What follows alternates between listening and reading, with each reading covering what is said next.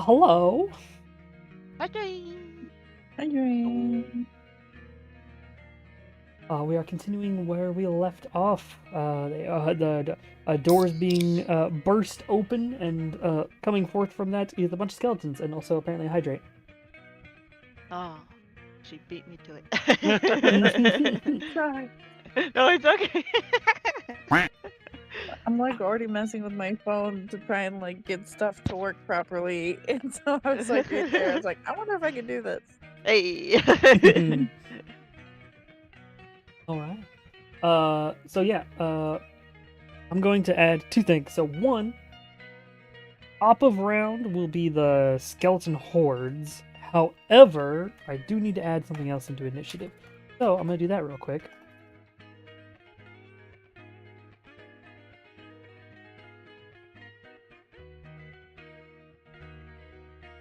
It did. Okay, so she acts pretty fast. So what's going to happen is the skeletons finished all of their actions of pushing the door open. There are two skeletons that have forced their way through, and you can feel or see a bunch of hands on the other side. The reason I set the map up this way in particular is because if you guys go to any of the other doors, I can just make a line and point to where they go. So the edge of the door where these guys are standing goes immediately to that doorway. You cannot see through that doorway, but you can see skeletal arms reaching out for the next group of individuals trying to come through. So you can tell there's probably a shitload of skeletons that are about to try to burst their way into this room, and there's two very obvious ones in front of you. When attacking a normal skeleton, we'll be doing meta, so you'll just openly just attack nothing, attack the air. And I will tell you whether or not that you kill the skeleton. Basically, if you hit the skeleton, chances are you probably do enough damage to kill the skeleton, just as a pre-warning, and that's why I'm not putting them in initiative. They aren't particularly strong, and you can see that right off the bat. You've killed skeletons before. They seem like just normal old skeletons, except that weird sort of gray flame in the center of their chest. So yeah, they've taken their action to push the doors open. The skeletal arms have pushed everything open, and it will be Aram's turn when Aram is ready. Oh God. Okay. I'm gonna smack them. I'm just gonna start with an easy attack and stuff. Attack. Scythe. And then you just said meta, right? Yeah, so no target, just attack into the open. Yeah. Yeah. That hits for shoresies. So you swing your scythe out into the doorway as one of the skeletons just freaking like explodes as you impact. Nice. Like, do anything else? You're still standing next to the doorway. You've made an action. Does anyone need healing? I cannot see. Rigel. Rigel needs some healing. He do. We do. Indeed. I'm gonna do some lay on hands. That should be back up to full now since last time. So I'm gonna give them like 25. So I'm gonna do half, about half lay on hands. And then if he needs it later, I'll give him some more. Dang, go. All right. Oh, he probably should have lost that 20. Should he have lost that 26 temp? I don't think so, because that temp happened during the Last combat. It was the same day, wasn't it? Yeah, it happened during the golem encounter. So I think, mechanically speaking, nobody's had time to long rest. You've been having to go through this. Like, there's no safe spot down here yet. So you're just kind of like, well, fuck. We're doing it live. Mm-hmm. So yeah, that temp is still shielding you, at least for now. Okay, so lady.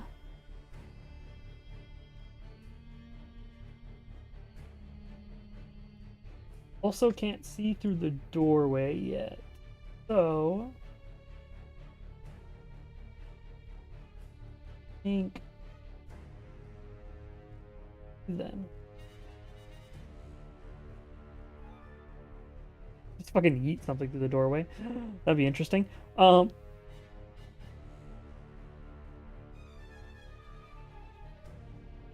she'll use her this action that I am not stating and or doing, and ends her turn. Hey Mai, it's your turn. A bunch of skeletons have burst through. That's rude, sharing his cane. Oh, she'll also do Okay. command to, because one of the skeletons had died, to force one of the other skeletons through to take an action. There we go. So 15 to kind of put myself here.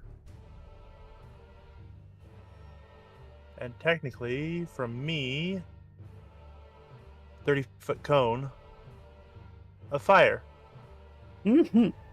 So, when you blast out this cone of fire, how many charges are you using?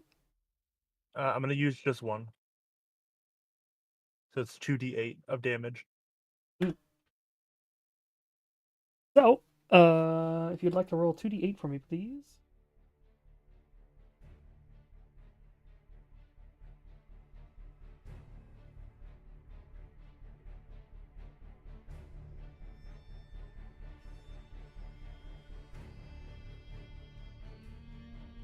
Remember that one of you, that your page is the only one that doesn't like to load properly for me. There we go.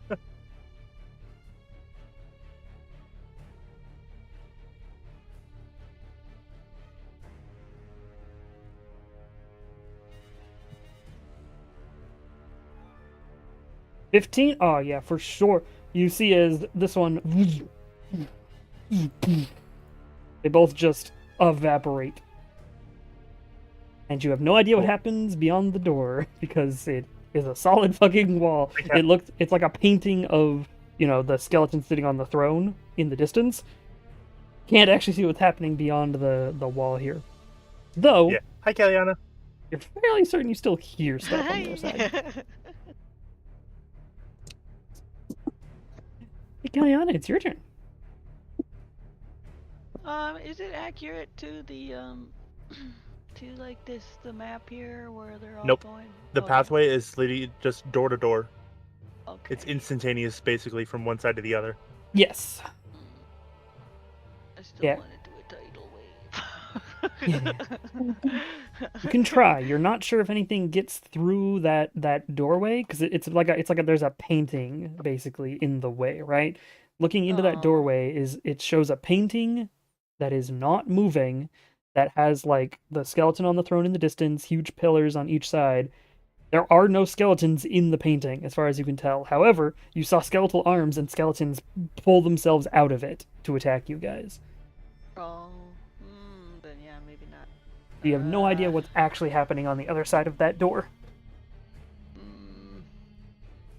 Maybe You're not sure if that fire burst that Mai did even went through the door. You're not sure if, don't know what's beyond it because it's a static painting. Oh, that's right. Yeah. Yeah, I Mai was remember. making a guess that since people can go through it, so Mhm. too can other things. Well, maybe I can try and see what happens if I do like a psychic drain, and see if no, wait, no, I'm completely healthy. I wouldn't. No, I was like, if I hit something and I get healed, then for sure. Okay, I'm just gonna do Blade Ward then. I guess I just prep myself, I suppose. Sure. Feel free to cast Blade Ward, targeting whoever you're warding with blades.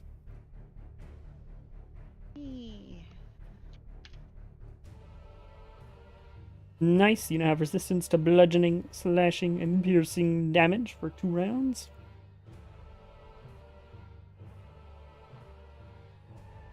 Oh, and you can move, obviously, if you want to move. And then, hey, Rigel, it's your turn. Yeah, I'm good.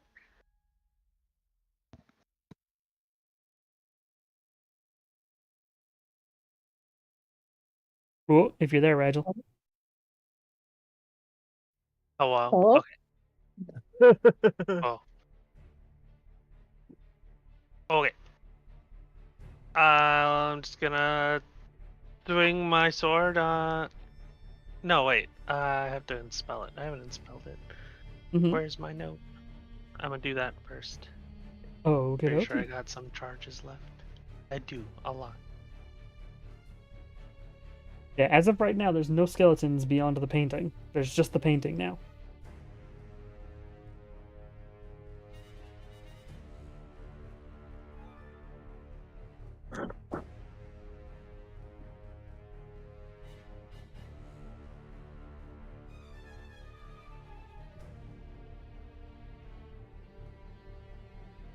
I will.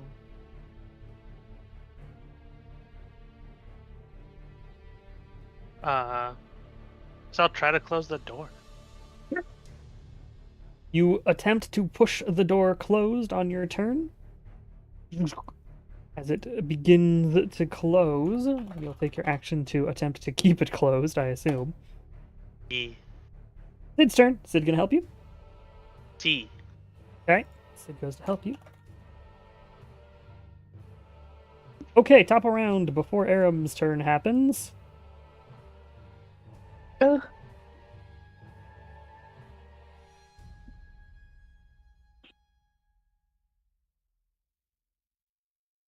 Ooh, they're not rolling well.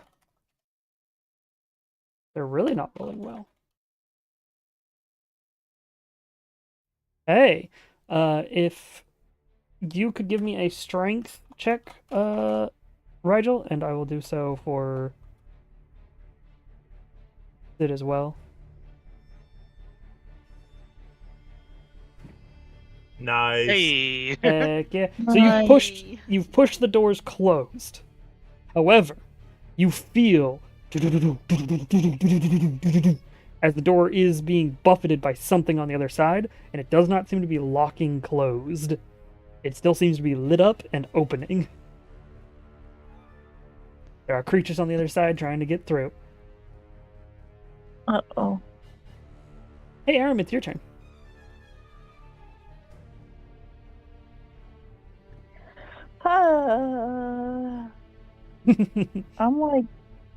I'm pretty darn sure. I'm gonna let me take a gander here for a moment. I don't know if it'll work in this instance. I have Arcane Lock Mm-hmm. ready to go, but I don't know if that works like the way that I'm kind of thinking, because the door's closed, you're saying, effectively, but it's like at any moment it can be opened. Mm-hmm. Let's see. You attempt to close door, window, gate, chest, or other entryway, and it becomes locked for the duration. You and the creature you designate. When you cast a spell, you can open the object normally. You can also set a password for it. When spoken within 5 feet of the object, suppress the spell for 1 minute. Otherwise, it's impassable. It says a closed door. Let me see if this is considered a door right now, which I know is a weird statement for me to say, but it's technically a magic item, so give me a second. Yeah. Magic item / portal.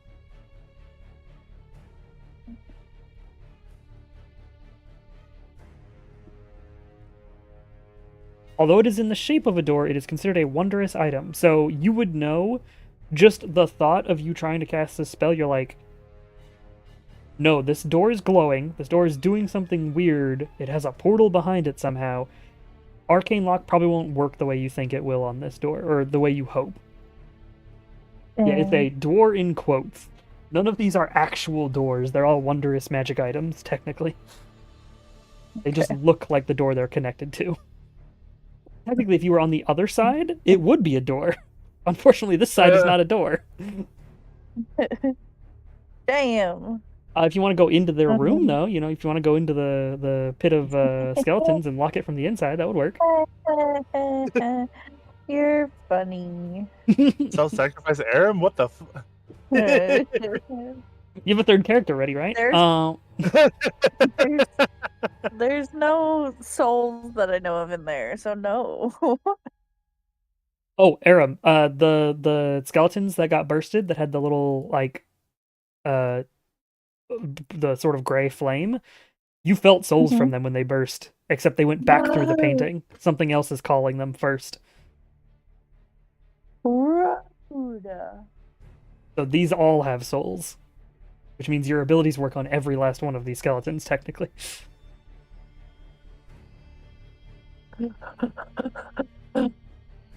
Which means it's a wealth of possible souls in there, most likely, if it's a grave. Ugh.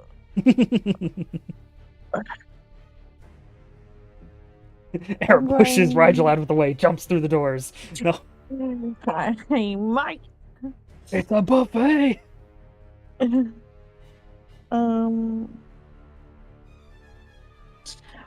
I cannot see the specifics of Toll the Dead, but I also have that.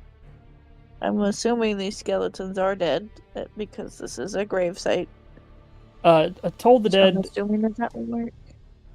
Toll the Dead hits anybody that you aim at, and what it does is it does more damage if they have taken damage. Oh, Yeah, you're right. I remember now.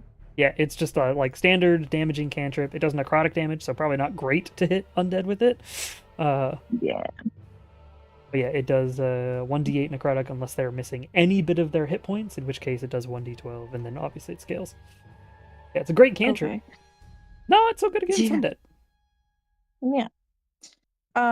I'm just going to a door in the way.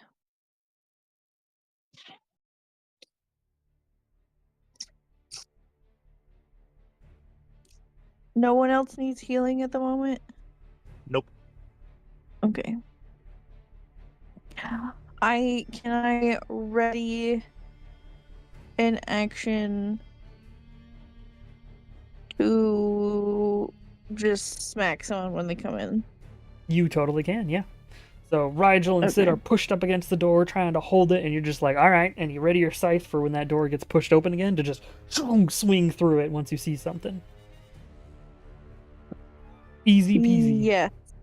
Because I'm assuming that having a giant dragon and a full-size half-elf man, I cannot squeeze in there to help them keep the door closed. Not easily. Nope. Sid is like rammed his head and body against it and is like trying to push the door closed. Yeah. Yeah. So I'm going to ready an action in case that door comes open. Okay, no worries. Yeah. 1, 3, and then 2. Yeah. Are you readying a spell or just your scythe? Just my scythe. I Okay. wanted to check to see spells because I might pop Spirit Guardians my next round depending on what happens. You got it. Okay, I need all of you to please roll wisdom saving throws. Rigel, can you do that for me, please? Freya's being naughty down here. Oh boy. Yeah. Thank you. You get anything? Just a regular one. I think I do. Well, I can think I might get look at advantage. Wait, I can always win it, don't I? look at Kaliana's. Hang on. Ooh. I win. You win! I don't know Why what, is- what you rolled, but I'm sure you won! Why is my always failing wisdom saves? Dude, Right. same. Kaliana Sneaky. She's sneaky. She's not wise. Kaliana She's has a sneaky. +7 and advantage for this. So if you want to roll D20 ADV +7 or D20 +7 base ADV to roll it at advantage, that would be the correct for her wisdom saving throw. What? I could just roll Just it. roll a regular d20. I can do this. Like that. Okay. Boom. Okay, so she Wham. got a 24. Woo! Hey. And then Rigel and Sid need to make save E. wisdom. Thanks, Rigel. Rigel, Why I and do believe, nothing. I believe you might That's also fair. get advantage on this save. Is it fear or charmed? Yes, it is charm. So yes, you get advantage. Hey. Oh, so that's Sid. Huh. Nice. Sid, no. So it would've Me, been another no. two. Okay. No, can I bardic inspiration? Does the Oh, wait. saving throw? I already have a bardic inspiration.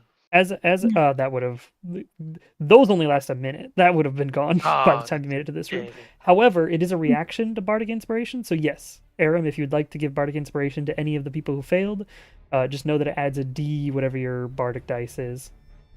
I have a question. I might have an answer. Since you said it's charm or It is fear? charm. Yes. Oh, so on my thing you wrote double charm advantage, and you said we'll figure it out when we get to it. Yeah. Okay. So in this particular case, I'd say you are gonna get just flat advantage, mostly because of who the creature is.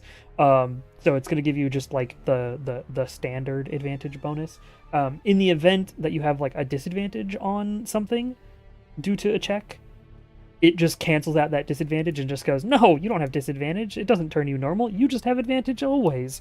Is basically is going to be how that works for the time being. Is you have a guaranteed advantage on any charm based rolls against you just because of the abilities you now have.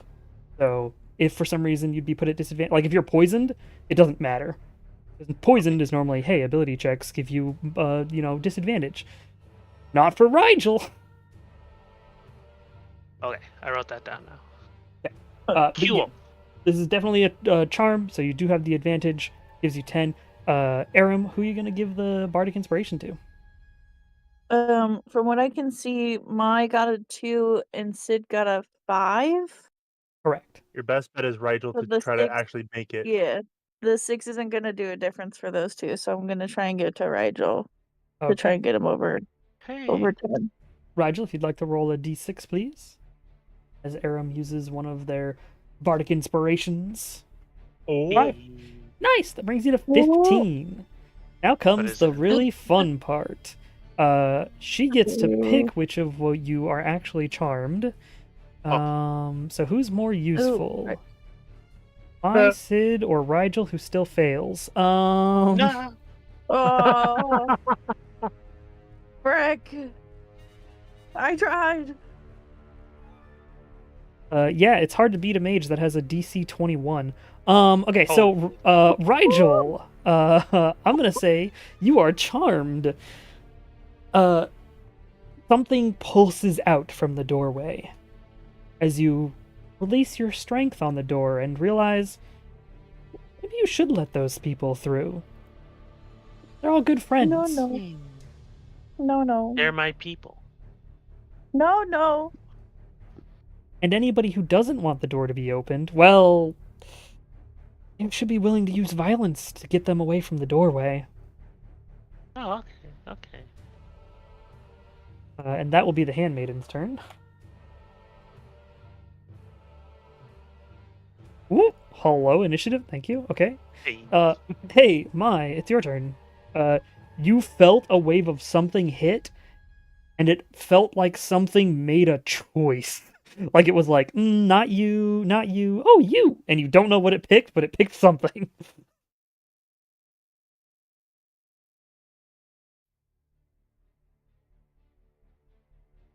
And then it's your turn.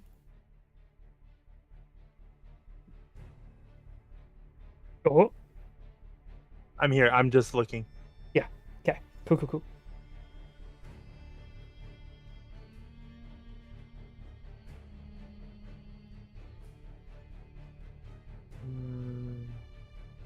Yeah, her charm person is weird. It's like a mass charm person, but then she gets to pick at the end. She doesn't actually get everybody. That's pretty neat. Right? Best part is she doesn't have to see anybody. She just has to know there's somebody there. And she knows you're all past that door.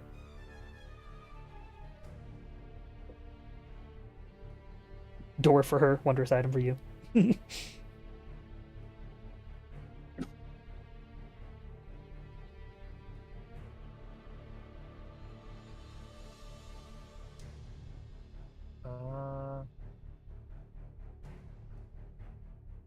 I also like that because she picked Rigel, you could just tell Sid to like, nah, don't hold the door open anymore, or don't That hold the door is closed. exactly what Yeah. I was gonna do.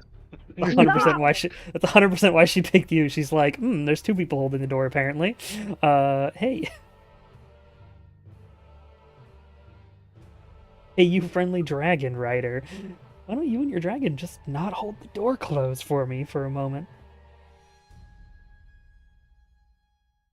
We just want to all be your friends. A perfectly normal situation.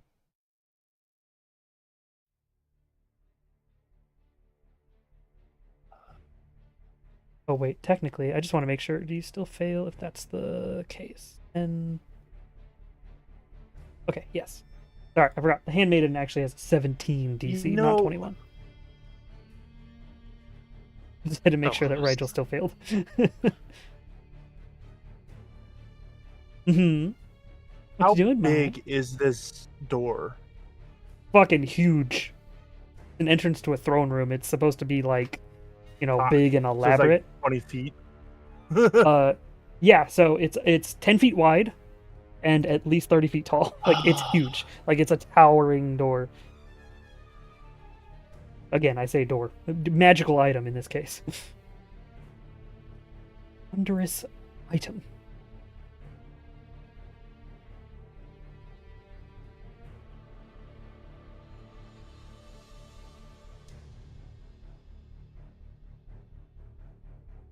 I don't have much I can do right now. I'm trying to think of something that I could do to say, keep Rigel on the door. Gotcha. It's gonna be hard. He's being controlled by something else. Right, but right now she's telling him to just hold or let the door go. If I can, like... And used violence don't- to make other people let it go. Right, but what if I changed it to... or made him see a wall in front of him and told him, hey, Rigel, that wall's falling. I need you to hold it. Seems like that would be a... One, obviously, it would need to look like a wall, so your illusion would have to be quite large. And Yeah, and, which is why I said damn it, because it's yeah, 5 and feet two, for minor. you'd be fighting the wisdom save probably of the caster of the charm, not of Rigel. Wait. Which might be good for you. You don't know what the wisdom is of whoever cast the spell on Rigel, but What if it's an illusion? Can't I see through it with true sight? it's a good point. Yeah. And Mai He would know does- this, so... Yeah, he has true sight. Unless it's more than 30 feet away from me. Benefit of having powerful PCs is that if I take over one of you or make you fight each other, you do a lot of damage, and you're You really hard mean, to stop. You mean like the Ooblex with Mai? Oh, don't worry, she's got more Yeah, spell was a slots. cheetah. Nearly killing Melinda in one shot. I like don't worry. flying full force into a slime. That was fun. That was really... She's got more spell slots. I'm sure we can do that. But how about no? Well, what you gonna do, Mai? What you gonna do?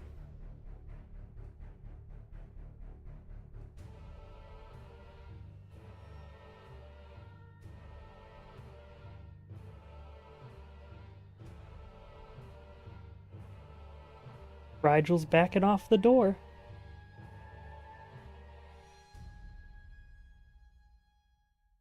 I wonder if this could help.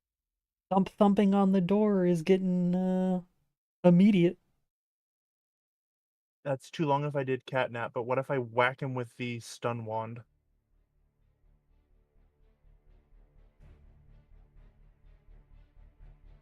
Are you talking about the magic cast one? Like the wand that actually you pointed at somebody and I it mean, stuns. Sure, yeah.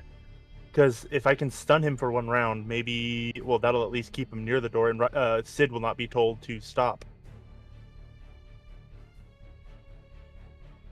So the wand doesn't automatically work because he's not brainwashed.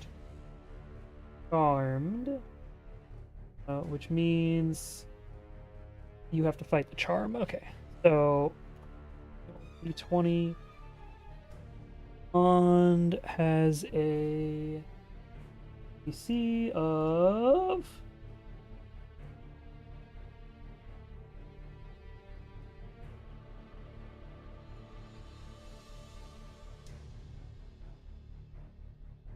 oh shit, wait, where was the DC of this wand? Hang on, I had it somewhere. It wasn't super high. I remember that.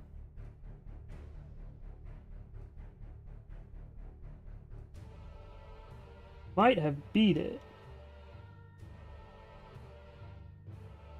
So you use a charge from the stun wand, and Rigel, you feel your brain get all muddied for a moment.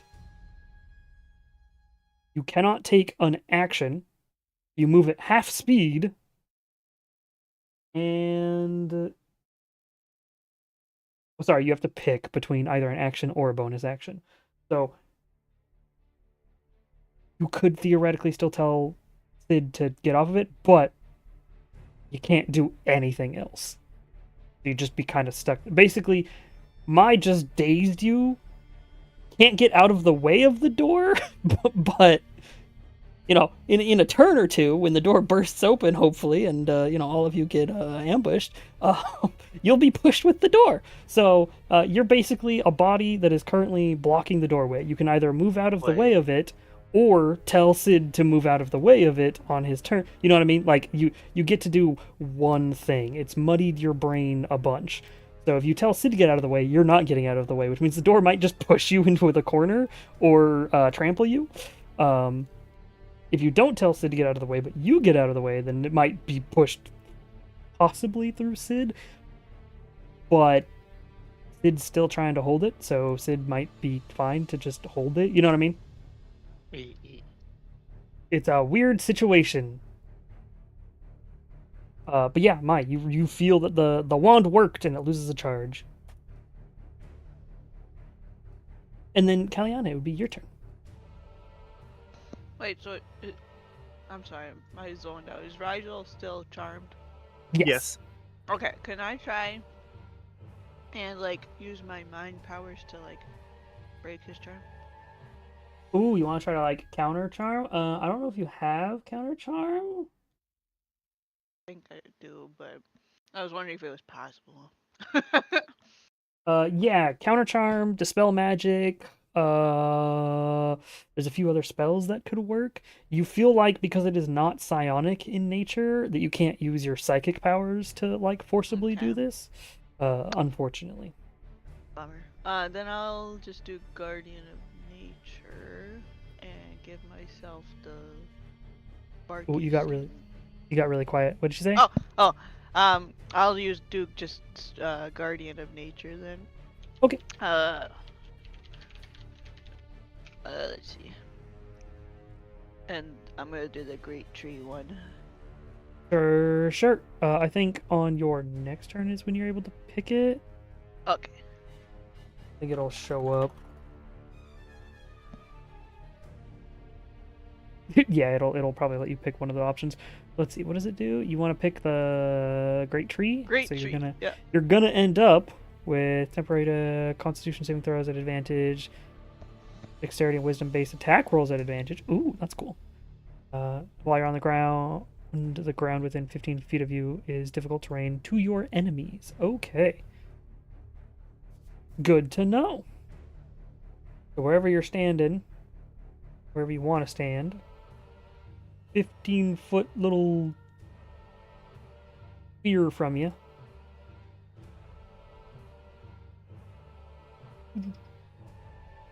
Right there. Fantastic. Becomes difficult terrain for enemies. So you get to determine who is considered an enemy.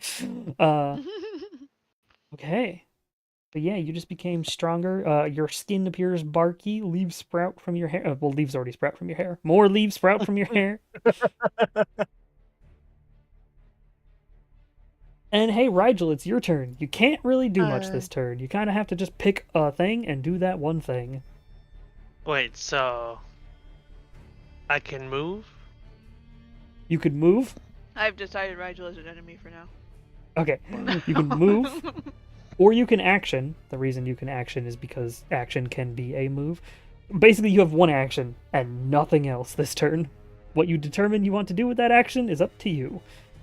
Your movement speed, should you choose to move, is halved, and then it's halved again by difficult terrain now.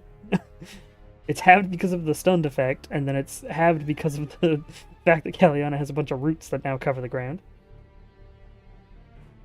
Okay. Or you can tell Sid to get the hell away from the door. Yeah, I was gonna try to mount, but if I only have half movement speed, that I can't. Yeah, I'm gonna tell Sid, hey Sid, you should get back to the door. Like, it's Okay. fine. Back up, Sid. Just like, 20, 30 feet. All right. Move Sid where Sid moves, because it's Sid's turn. Hey guys. As Sid walks away from the door, Rigel's still kind of in front of it. As the door is definitely gonna just like, I just imagine he's gonna get like Looney Tuned into the wall. Just Yeah, yeah. wee. No. Other way. Yeah. All right. It moves back. Thanks, Sid. We get to the top of the round. Here we go. Aram, you're going to be able to try to attack something because there's going to be a lot of strength checks. Rigel, chances are you're going to get pushed to the edge. But I want to see how strong these guys are. They rolled like shit last time, and if they roll like shit again, they're just going to like get the door open and still not move you yet and be like, "We told you to move." Oh yeah, no, they're rolling like trash. Okay. Yeah, even one good, who cares? So they get the door open. But open as in they push Rigel to the edge over here. And there's a crack in the door. So one skeleton makes it through. And then you see a bunch of hands trying to get through as they're still trying to smash through, but Rigel's like in a daze, so he's still like in the way of the door, whether he wants to be or not. And then, hey, Aram, one, you get an attack, which you can meta. Oh, I didn't mean to. Pop.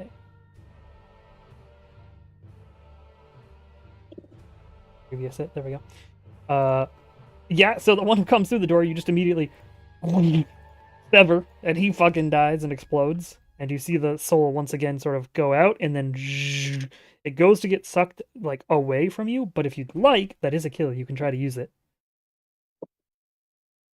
Yes. Alrighty. So if you'd like, you can give temporary hit points. What is it?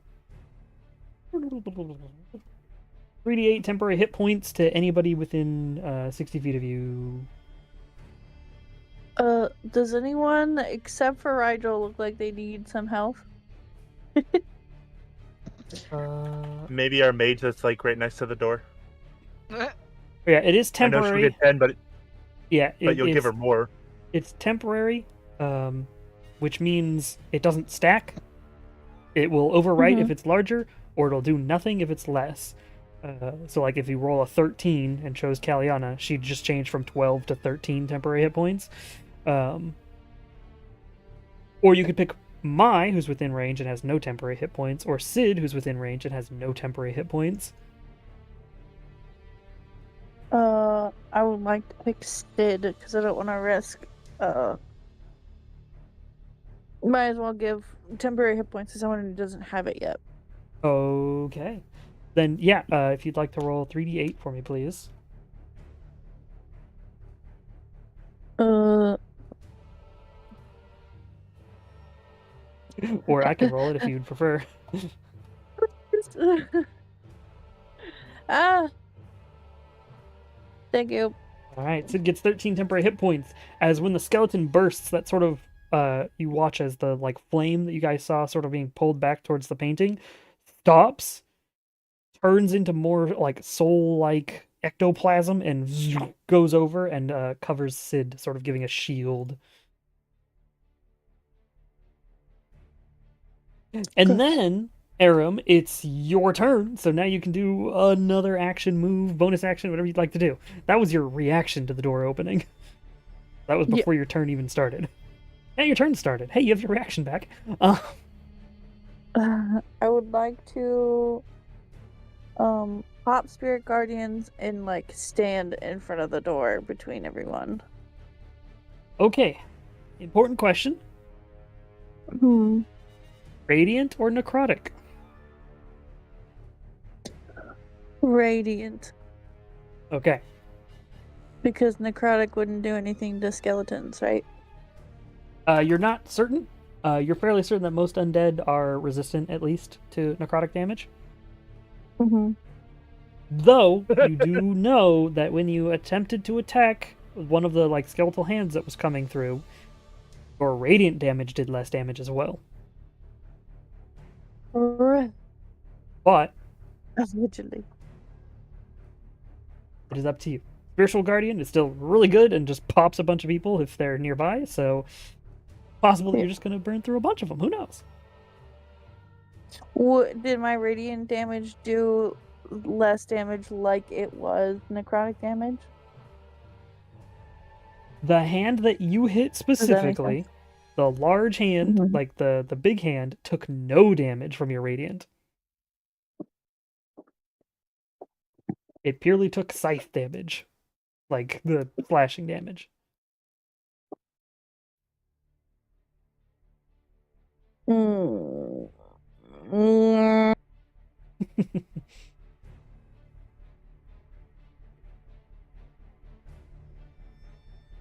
Eh.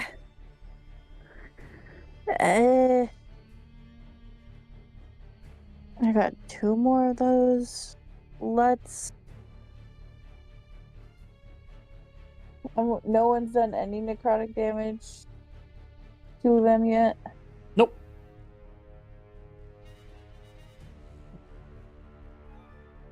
Ugh. I'm still gonna go. Ah! Fuck it, let's go necrotic. Okie dokie. Start healing them. Fuck. Ah. So I'm gonna force cast for you. We're gonna cast spiritual. Hello. Guardians, not Spirit weapon. Guardian. Yeah. I cast Guardians. Ooh. Cool. Cool. So you basically have begun the necrotic variant of this. So whenever I ask for an attack of Spirit Guardians necrotic, that's when you'll do that. Mhm. You basically just type attack necro and it'll do that for you. Okay. Ooh, You have okay. a Spirit Guardian aura now, which goes how far? Mhm. 15 feet. Sure. Everybody's gonna have an aura. Yeah, and I want to try and stand between just about everyone in the doorway. Sure. So you're gonna step to can't where quite- like the crack in the doorway is basically at this point. Yeah. Got it. Okay. White. This was fucking hard to see anyway. Okay. So you activate your necrotic aura, your necrotic spirit guardians as they begin floating around you. Next up, I think, is the handmaiden. It is. Door is partially open. What the fuck is she gonna do now? I think she's gonna use command and just immediately take actions as skeletons to try to move you out of the way. So she gets 5 actions as skeletons when she uses command.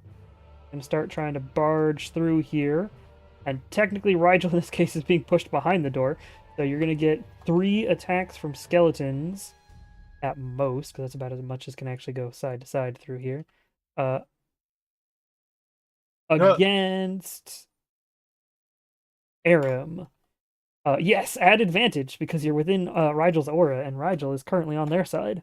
So I'm gonna roll D20 ADV. What are these guys' attacks? +7. Ugh. I'm gonna go 1.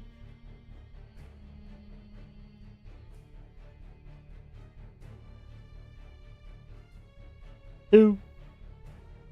3. Okay, so I think only one, yeah, I think only one of them actually hits you, Aram.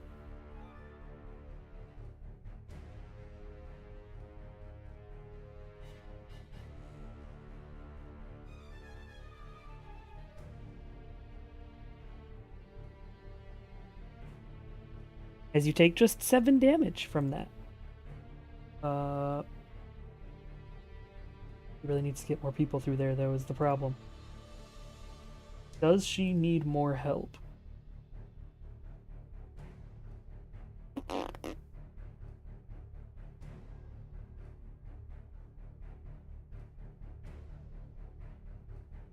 Let's... Gonna have to try to do the charm again. That's another spell slot down for her. As I need everybody in the room, other than Rigel, to make wisdom saving throws. Come on, please roll high. Nope. Wait, that's not +7. Yeah, you should have +7, so it should be 17. Oh, what and I Kaliana didn't do got. a freaking save. I did Yeah. a check accidentally. Yeah. You're all good. I know that it's a 17 for you. Oh. Sid, woof, with an 18. Heck yeah. Aram also needs to make a wisdom save. So Sid saves. Because it's 17 that you guys actually have to beat. The Handmaiden doesn't have a 21. I was looking at the wrong mage. Last time. Hey, yo, Aram with a 21. Let's go. So, Kaliana or Mai is my choices.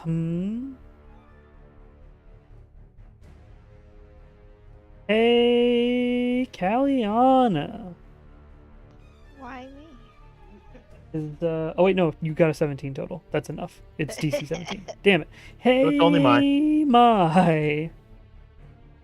You know, people coming through the door don't seem so bad. They're just trying to get in, you know? They just want to keep the door open, and probably a good idea to help them keep that door open. Let them on through. Help them out a little bit. Real problem seems to be that big angel who's messing with things. Keeps killing us. Should really stop that from happening.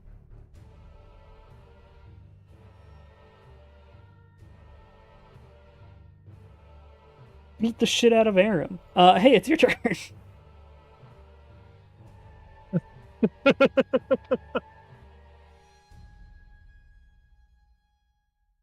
Rigel and Mai are charmed.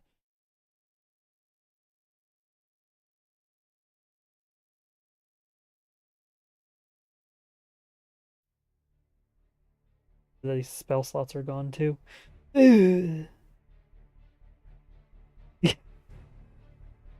Rigel, Mai's helping us keep the door open.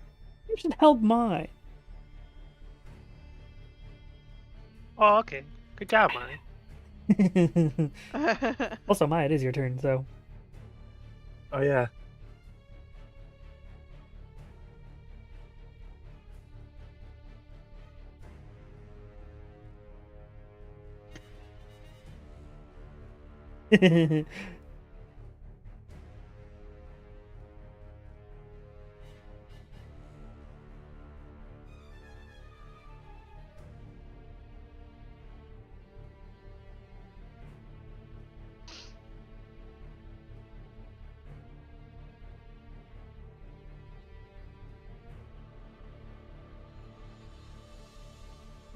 Stabby, stabby. Hey, Aram, you need to do the command conk for me, please.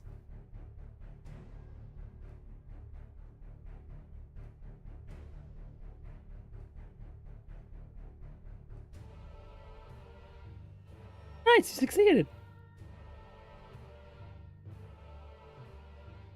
I don't know why it said DC 10 for that, but you succeeded anyways.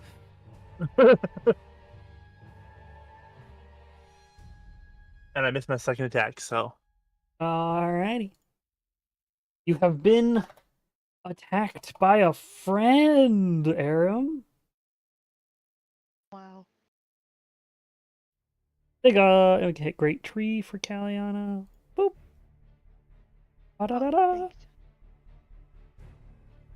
Da da da da da Charge! I don't really know what to do. I can't make my friends There is.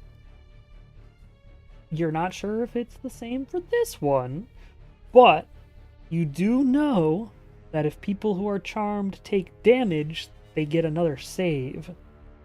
Oh, okay. Then I'm gonna smack somebody. At least from what you remember. Who am I? I'll smack Rigel first. Hell yeah. Give him a smack. Attack Rigel. Hey. Can I? Can I just do it with my hand? Yeah, you can make an unarmed attack. So what you're gonna do is just roll a d20 for me. Oh, okay. Unarmed attack I should generally just uses C to cancel, huh? dexterity or strength. Dexterity for you. Roll D20. Oh. Yeah, so you're like, oh wait, I remember if you do some damage to somebody, they might wake up, and so you just swing a punch at Rigel, and he like just casually like moves his shield in the way of it and goes, well, that was rude. Wow. And doesn't make another save and is still charmed. God damn it. Freaking Rigel. Then I guess yeah, I'm gonna do a fire. Well, do I want to do a firebolt on him or on the two guys in front of it? I'll do a firebolt on Rigel. Okay, so in this case, then you are using a bonus action to do an unarmed attack, which was the original attack, and you're using your action to use firebolt. Okay, Yes, you got it. Go ahead. Rigel. What? Oh. Bolt of fiery energy ricochets off of Rigel. Rigel, stop missing! Incredibly powerful AC because of what he's Like, built himself to have. Rude. Yeah, Rigel, you're being attacked now by by people you thought were your friends. What the heck, y'all?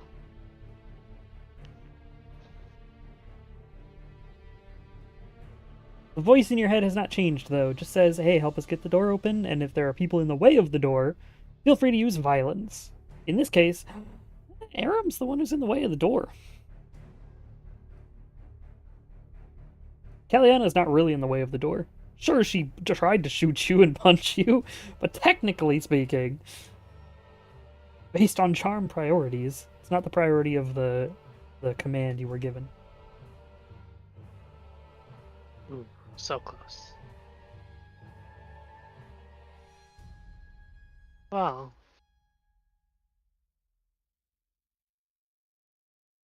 Do be a lady there.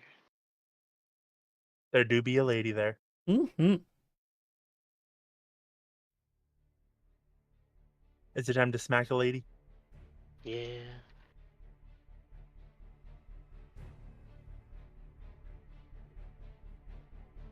Best way for the DM to do damage is to make the players do damage to the players. Oh, that's right. It's not blade anymore. It's sword. Oh! Rigel uses the Wow, okay. lightning infused frostweld blade Cool. to swing at you, Aram, cutting in and doing 23 damage. Wow.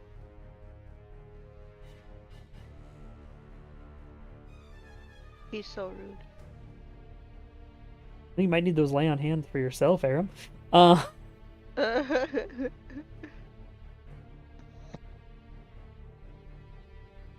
Aram also does need to do CONC again. Oh yeah. Oh yeah, Aram, do another conk. Nice. Hey, Good Oh my job. god, exact same roll. Good job, well done. And then it will be Sid's turn, who, Rigel, now you can actually have are told to do something else if you'd like. So Sid is very confused of what's going on here. And Sid is not charmed, and thus still knows that your allies are your allies. Is probably now Sid, you wondering should- why you aren't being... Why are you being weird? Sid, you should totally like.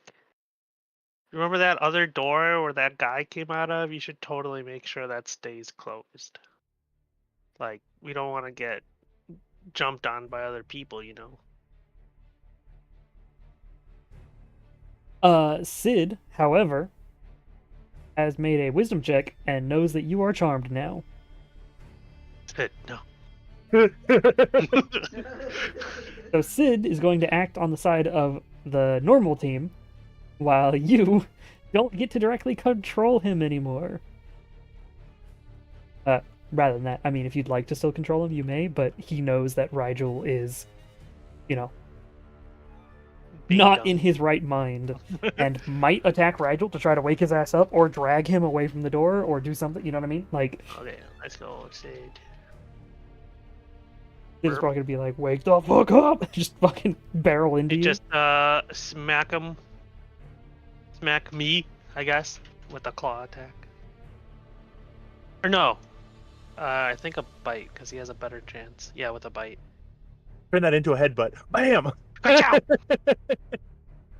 I like the idea that Rigel still thinks that he's a friend. Like, he's just like, oh, It's like, oh, Sid, hi. Okay, cool. oh, you're that's weird. helping. As he just barrels at you and uses your ability at advantage to try to bite you. Hey, yo. Oh, Sid, what the frick? And he gets through, and you get to make another wisdom save at advantage, please. Good job, Sid.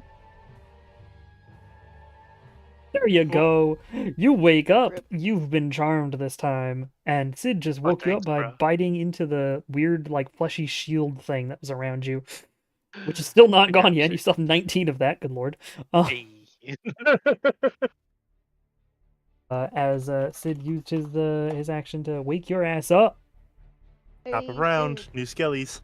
New skellies! The skellies, as you guys will notice, are being pushed through the doorway and are beginning to climb over you all as the mass is being forced through the doorway by something.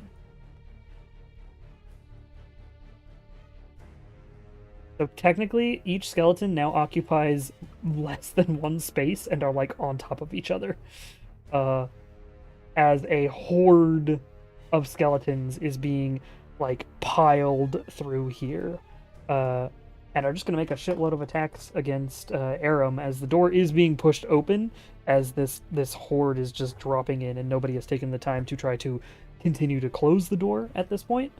Good question. The Spirit Guardians do nothing until Aram's turn. They do something as soon as it enters. So That's a lot that just entered. Yeah. What I need is 1, 2, 3. Aram, if you could just do one of the attacks for me, do attack Necro, if possible. Attack just necro, not Yeah. spirit. Okay. Yeah, no, just attack space Necro should work. Yep, there you go. 15 necrotic. Okay, 15 necrotic is not enough to kill these skeletons Yes. because that Really? gets halved because they are indeed resistant necrotic damage. So they get forced through, but you do Oh. see the yes. Do you want them? Do they need to make a Wisdom save, or is it just so bad that they never would succeed? They have no wisdom save, and their wisdom is naturally -2. So Okay. I just want to make sure because there was that Wisdom save added on to that. yeah. No. They're forked. They'd have to roll a 17 or higher, and they're mobs, so I'm not even going to bother rolling. But importantly, because they resist necrotic, they are going to make it through this. However, you can tell that they're all like barely clinging on to life from this damage, as they're just all going to make attacks against Aram immediately as they get forced through the door. So roll d20 plus 7 at advantage. All Not copy. a man. What? Oh yeah, not at advantage. You're right. Not this time. Well, one Thank may you, get sir. advantage because they're on the other side of my. Technically, they're like on top of. They've been pushed onto Aram at this point, so they're like trying to like cling and scratch into Aram. They technically like still are occupying the same space. They're just all being. It's a wall of skeletons being pushed forward. If that makes sense.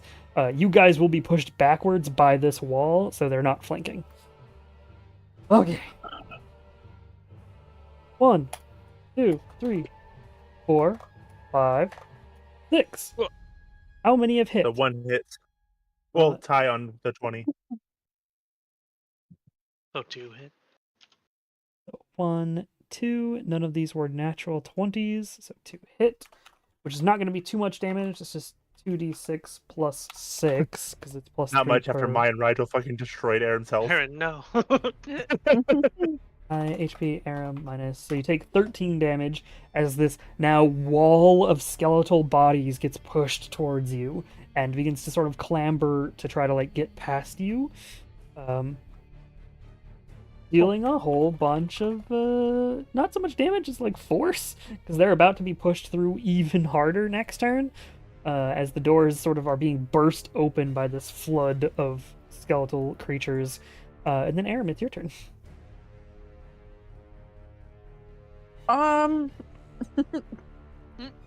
You're in front of a wall of skeletons. Rigel has been bit by and seems to have regained normal consciousness after Sid went and chomped on him. And Maya did stab you in the back. Yeah, and Mai stabbed you directly in the back. Fucking my! Get her. Stop it!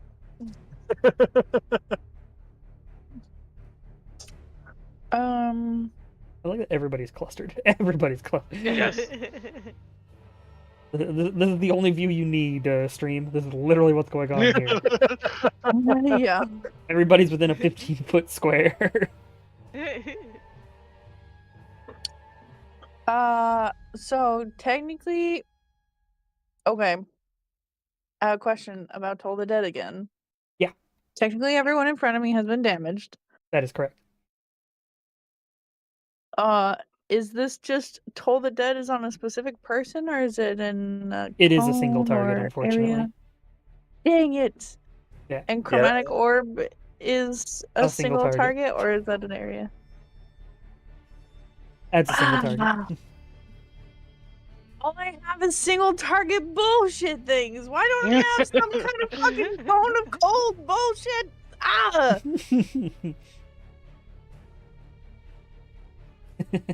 Ah! Yeah, your only I mean, you AoEs probably- happen to be what they're resistant to, which is unfortunate. I mean, you probably did see Mai spit out fire before the charm.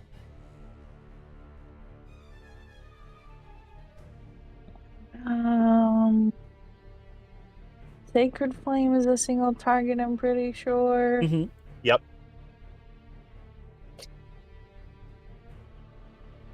Look at your page. let's Unearthly see. Chorus is a thing. Can't touch that. Frick. Okay. I'm going to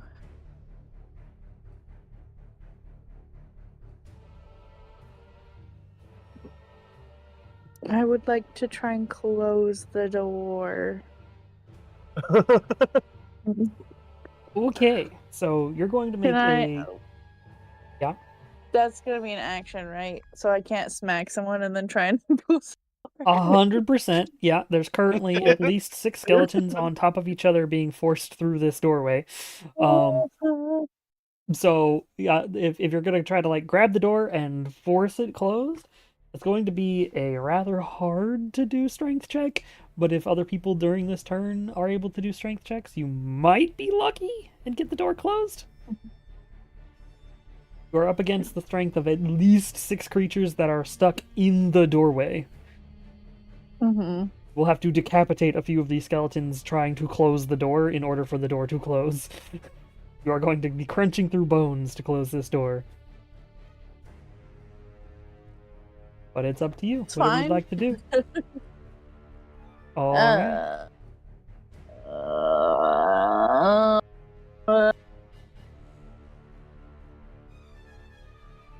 Yeah, I just want to try and close the door because I'm hoping that Sid or Rigel, now that he's awake, will help. Okay, then, yeah. You will begin to attempt to close the door yet again. You'll put some force forward to try to close the door. You don't make any checks yet because you're not really competing with anything. It's more like you've begun and then you will compete with the skeletons on their turn at the top of the round. Then it's the Handmaiden's turn, who's still on the other side of the door, and she doesn't like that she's still on the other side of the door. So, does she take this turn to command the wave, or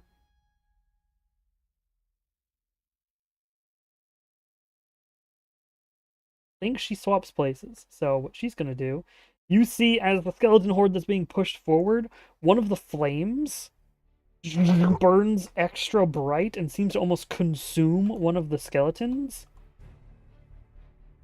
as the Handmaiden switches positions. As you see Rigel, that woman that you saw on the other side, suddenly the skeleton form looks like that woman for a second. She's still like piled with the other skeletons, but she seems to be like pushed into the room slightly.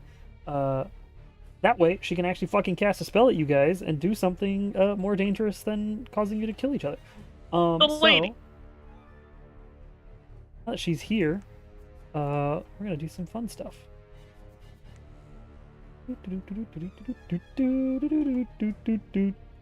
Oh, hey, would you look at that? Oh, wait, Mai's still charmed. Hey, would you look at that? Fantastic. She's gonna have to cast this at a higher level, though, if she does that. Maybe she doesn't cast that one. Maybe she casts... Bring it within sight, right?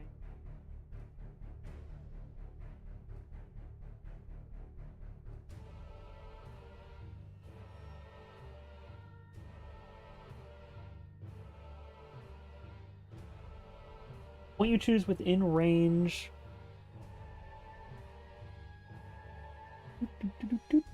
Perfect.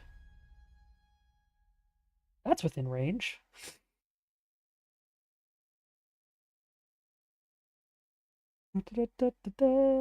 That's within range as well. Perfect. Magnificent. Tint color. We'll make that purple. As she's going to cast the 8th level spell, Maddening Darkness.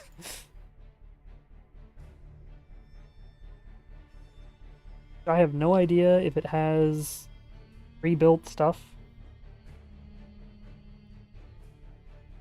And she's not technically in initiative order. Oh, yes, she is. I cast Maddening. Darkness spreads, creature. Whenever a creature starts its turn in the sphere. Okay, so it's probably going to give her an ability. Boop. Cool. So, an effect seems to go off as darkness envelops everyone. Mai and Rigel, you guys can still see out to the normal amount of distance that you guys can see, thanks to your true sight. However, that doesn't help you from the sounds of shrieks, maddening laughter, and a bunch of other gross and disgusting sounds and effects, and some sort of pulsating attack on your mind. And it occurs for everyone. So, basically what's going to happen is at the start of your turn, Yeah, basically what Cal hears every time she does anything.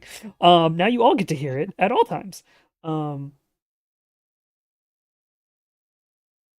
basically, at the start of every turn, so long as the sphere is up, everybody is going to make a wisdom save or take a bunch of damage.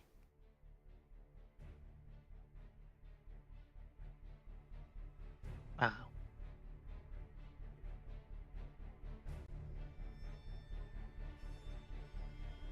Hey Maya, it's your turn. You are still charmed and friendly, which means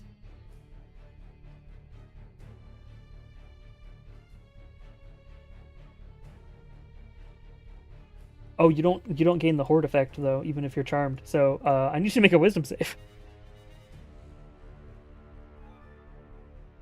You might take damage here, and possibly hey, you're gonna take damage here.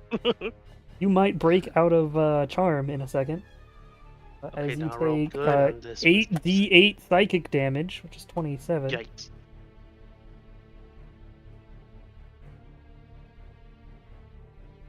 And then make another wisdom saving throw. That is No. 4 rolls below 5 in a row. This darkness really hurts, but well, you're certain you need to get Aram out of that doorway. Yep. Am I considered flanking still? In this case, yes, because you have a bunch of allied skeletons in front of Aram, an actual wall of skeletons. No. There we go. Hey, Aram.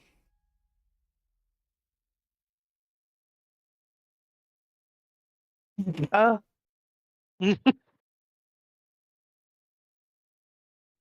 Why? You bitch.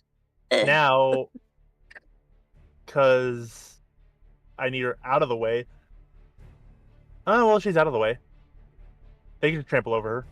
He's Yeah, not stopping the door. you're fairly certain your job there is done. You're like, no, done and Alright. dusted there. Cool. So then I will head over in this direction. Whee! Does that hurt? Indeed, it did. Yeah, you make it to the edge of what you can tell is some sort of not an illusion. It's actual physical darkness that is there. This is not like the darkness spell. No, there is actual real thing here. This is an evocation spell. It is a damaging mass of shadows and madness. So you run to get the fuck out of it. You can see through it up to your, true sight distance, so you're fine, but Yeah. you Up can tell to, that it is a actual physical thing. 45 feet. Yeah, so you would have been able to see the edges of the darkness and be like, nope, fuck this shit. Yep. But you are still, importantly, on the side of the skeletons. Yep. Kaliana, could you please make a wisdom saving throw at advantage? Okay. Save. Save Wiz Wiz ADV. Hey, Nice. it's higher than. Oh wait, that's 6. Wait, no, I thought it was 7. Anyways. Oh yeah, isn't save based off the proficiency mod, so 4 right now. So that makes it 6. 5 right now for you guys. Was Kaliana not updated? Kaliana, your sheet might not be updated. Can you do sheet for me? She... Oh, yeah. Kaliana's sheet is not updated to level 13. Hey, there you go. If you could do the command update for me, please.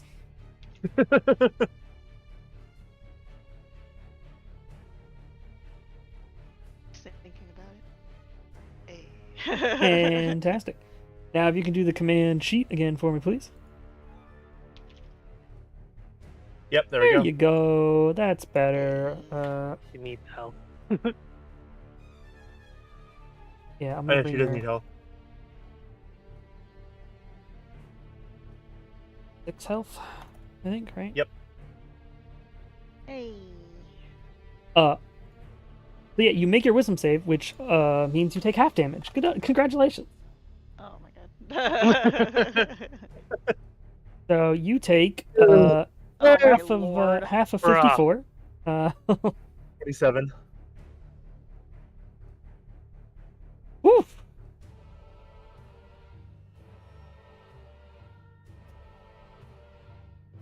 That sounds horrid. Zwoof.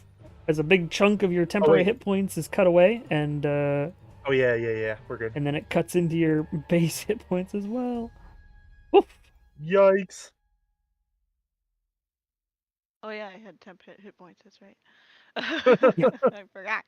Good thing I had that. And that's your turn. What you doing? You are surrounded by darkness. You can still vaguely see Aram has dropped to the ground in front of you. Rigel is in front of you as well. You can feel the wings of Sid directly to your left. You can't quite see any of the skeletons anymore because you're more than 5 feet away from them technically. You can only see what is directly next to you in this darkness. You can still hear the voices, the gibbering, the weird, maddening darkness that is surrounding you. Can I good tidal wave now? Yeah, if you want a tidal wave. Let's do it. Don't hit arrow. Oh yeah. Luckily, you can classify the space directly in front of. Yeah. Cast title, but then Yeah, cast title. Add IH to your targets. So do target Oh my God. IH 1. IH1. And then don't worry about the other targets. I'll just deal damage to them. They're all gonna die. Okay. They were in Aram's aura anyways. So I just want to see if fails. She did fail her dex save. Okay, so she gets pushed back behind the door as she goes back through the painting. Good. Get away. No, The other skeletons, however, all explode. And she probably automatically saves concentration. And then can I use a bonus action? Would healing word work on Aram? Any healing would work on a downed You ally. can't use 2 leveled spells in a single turn. Healing word? Oh, that's right. Yeah, it's a first leveled spell. Yeah. Then. You might have a potion in your bag. Yeah, but. Although But the that's, leveled spell was an action. Yeah. So, can I throw a potion?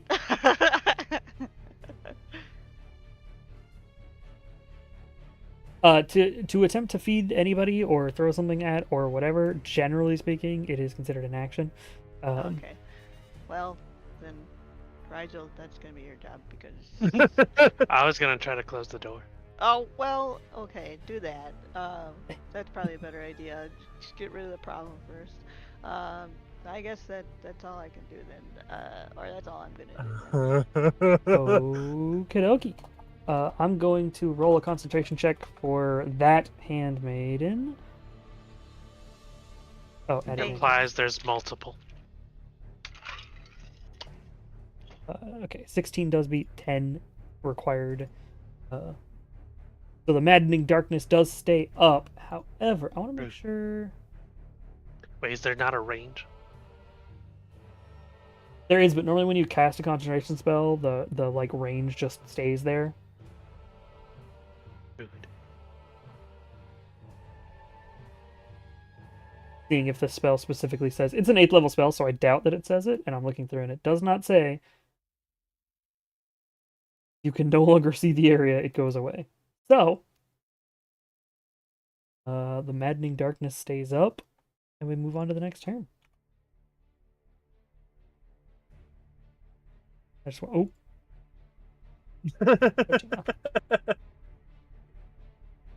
Next up, hey Rigel, if you can make a wisdom saving throw for me, please. Please. Oh, just don't take 60 damage. Nice, you take 42 Almost. damage. Ow. Pain. Luckily, you had 19 temporary hit points. Indy. Yeah, and then it's your turn. What Feel you want to pain. do?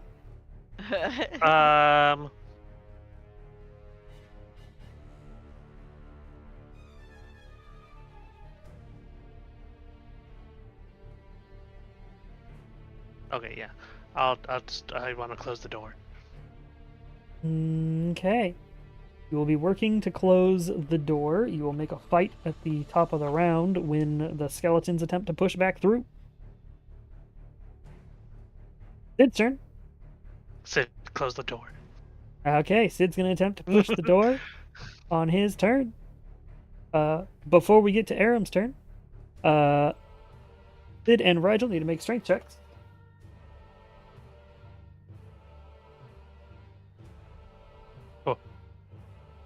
Versus 3 these lovely fellows. Oh, Okay. You are able to hold the door shut. However, it also needs to make a save. Oh yeah. Sid, Yes. no. Sid might be dead before that happens, in which case you're not being held. Roll 8d8. that's fine. He did it. Alright, the door seems to be closed. It is not Whoa. locked, it is still lit up. You can feel things on the other side, though there is less attacks against the other side currently, from what you can tell. Seems like there's less creatures currently directly up against the door after they attempted to pile through, and then a tidal wave came through. Yeah, but It may or may not have gone through the painting and pushed everybody away from the door.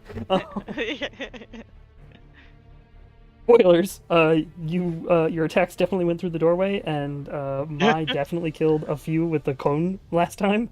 And the tidal wave definitely just pushed a whole bunch of them all away from the door. So there's really nobody at the door right now to try to push it open. There were a few that you could feel. They were probably off to the side and didn't get fucking tidal waved. Oh yeah. Fantastic. Aram, I believe.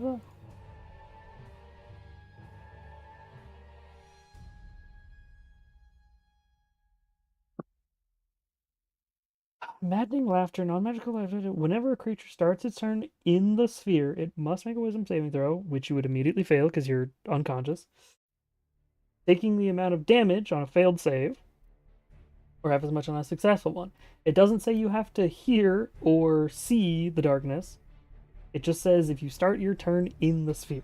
So, hey, Aram. Wait, but don't you have to hear it? Because you hear the shrieks, gibbering, and laughter. Just a psychic damage sphere, apparently. Oh. It just says whenever the creature starts in the sphere, they take damage. If a creature with dark vision can't see through this darkness, darkness spreads around all corners. Non-magical light, as well as light created by spells of 8th level or lower, cannot illuminate the area. And then spells, gibbering, mad laughter can be heard within the sphere. That's more of a Flavor. zone, a zone flavor. And then whenever a creature starts its turn in the sphere, it must make a wisdom save throw. So, Aram, you immediately fail a save, which means you immediately get +1 death towards death saves. And 2, I need to see if an 8d8 damage is enough to just outright kill you. I don't think it can be because you have 100-something HP. Can double check. 32? No, it does not. So, you immediately get 1 death save, and then, hey, it's your turn. If you'd like to do, I believe it's a game space DS. Is that what it was? Yes. What am I doing? One more time? Game space DS is the command, I believe. Yes, it is. Is 1 save. Heck yeah. So you have 1 fail and 1 save currently.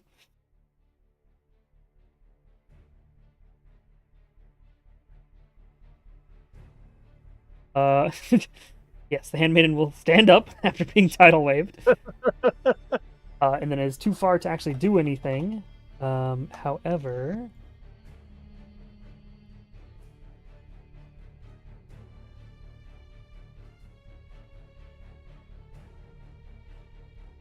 I don't know if she actually wants to kill the people on the other side. Mai is still on her side. She's the only one still on her side. Frick.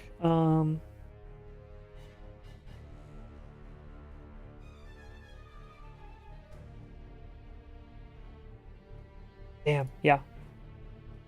Okay, she's gonna drop the Maddening Darkness and tell Mai to go and clear the front of the door again. Or, attempt to. And then Mai, it's your turn. The darkness is gone. So Rigel and a Sid Rigel. pushing against the door to stop it. Yeah. You not?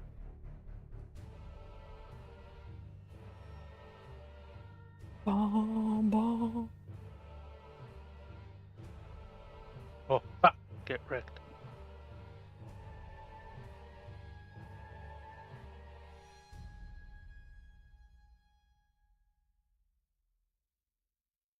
I think Aram has gone down the most since Aram has shown up. I swear, I'm not targeting you, Aram, I promise. Hey.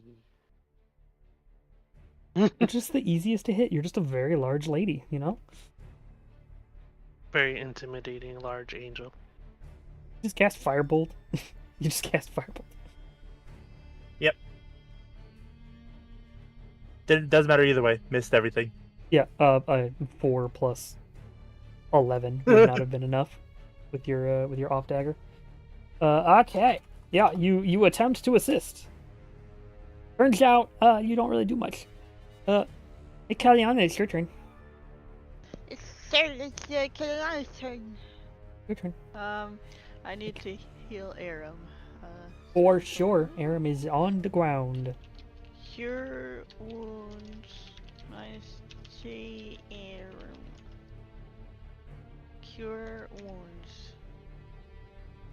Fantastic. A burst goes out and heals everybody who you want to heal. Yeah, everybody I guess gets some. I'll be nice to Mai. That way we can hit her more. Yeah. And then I'm gonna shoot a firebolt at Mai just to try and get her out of it, I guess. Oh, Cure Wounds is an action, so you can't firebolt. Oh, yeah. Sorry, that's healing word. Then I guess Well, I'm just gonna. Okay, if I move away, it won't work because she can take advantage, or she can attack me. So. yeah, you did heal, so Yeah, so I'm gonna stay where I am, and that's it. Hey, Rigel, it's your turn. Maya's now coming to try to beat you up, and you're fairly certain Maya's charmed, just like you were before. My, could you not? but they just want to get through the door. Can I? Because I got my Yeet sword. Can I use my action to hold the door and the bonus action to hit mine? Yeah, Dancing Sword can attack without you really doing much. Once it has begun dancing, it can just attack as a bonus action each turn. So, I'm gonna do that then. all right, you're gonna use your action to try to hold the door while your Yeet blade flies out and smashes into Mai. Hopefully, maybe, possibly. We'll see. Dodge it, Mai, dodge it. Don't do it, Mai. Damn it! Make a wisdom save, Mai.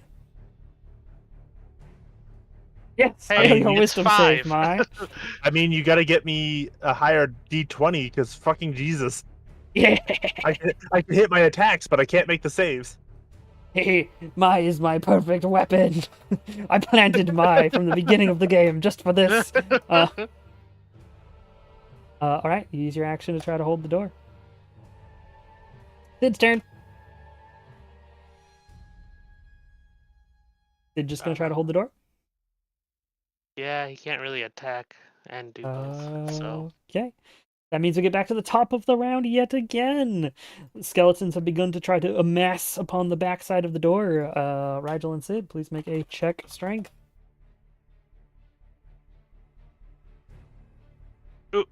Now Sid's got Okay. the higher strength. yeah, There is 4 skeletons at the back of this door now. Roll 4d20s. They Oh. definitely do not beat you. As yeah, you're able to close this door. You feel the do-do-do-do-do of a few of them hit the door, and you're like, oh no, this is easy. As you just to hold it shut. Like it's not even a problem to hold it shut. And then Aram, it's your turn. You're awake. You've been healed. Also, ow, because you got Sorry. fucked Oh. up. I'm going to tower over Rigel and push the door closed to help keep the door from opening. Okay, so you stand up. Zook. You will join the next attempt to keep the door closed.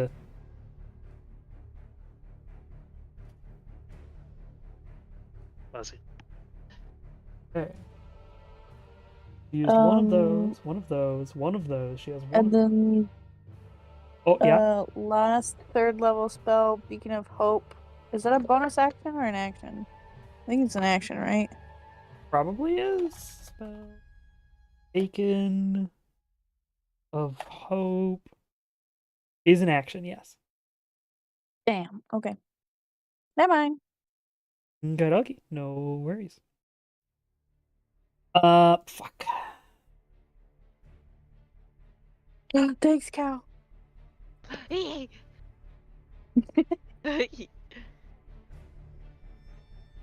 can't really do much, so she's just gonna command to try to get more skeletons on the door for the push attempt.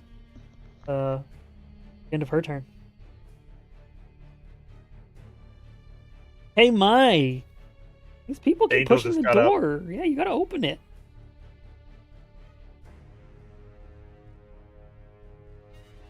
Either the big angel or Rigel. Big angel's a little closer to you, and you know, it's pretty problematic.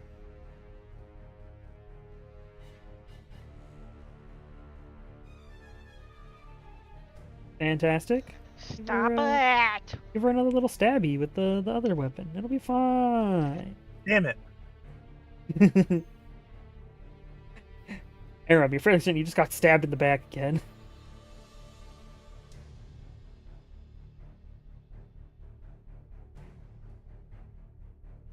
Hey, Kaliana, it's your turn. Okay, this time I'm gonna healing word as my bonus and then firebolt mine.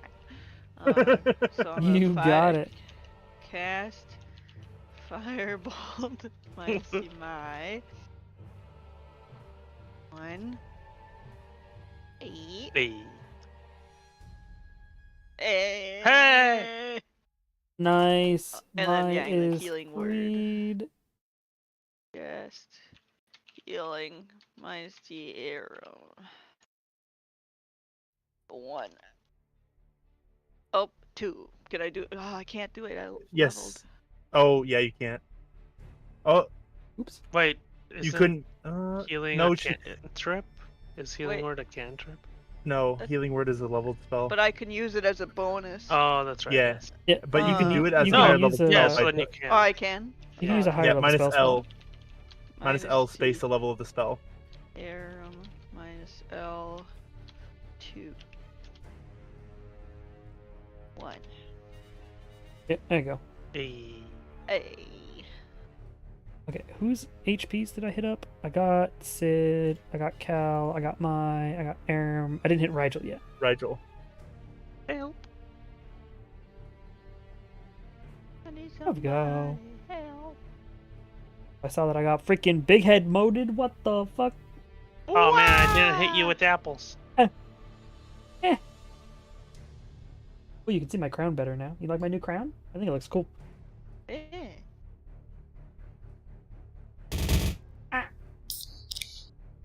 And a drink. And a posture check. Oh, posture check. Quack. I've checked. My posture is bad. Ah. I'll sit back up, I guess. Ugh. My foot out from underneath myself. Same. Okay. So I got heals out for everybody. That's the end of Cal's turn.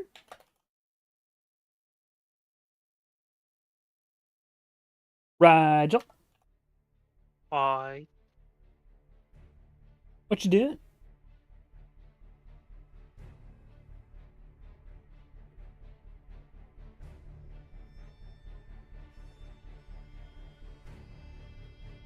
What you gonna do with your turn, Rigel? Um. I'll... Oh no.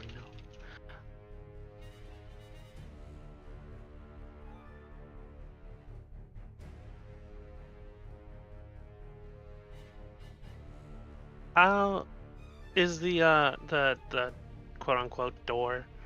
Is that like flush against the wall, or is it like sticking out? There is a slight. There's no. What is that called? Where the door meets the wall? There's no. Door frame? Thank you. There's no frame to this. It does just like seem like the doorway is sit across, like just being like somebody took it here and just pushed it against the wall and said, "Ah, good enough." There's no frame to this door. So yes, there is. You can actually see that like this door is fairly thick and definitely pops out from the wall here. Okay. I could I use my inkwell to make like a kind of like a barricade latch thingy, like a giant chunk of wood to hold the doors shut. Sure. So normally when you paint on a surface, it can become that material. Which paints did you get? You got the cheaper ones, right? The cheaper one, yeah.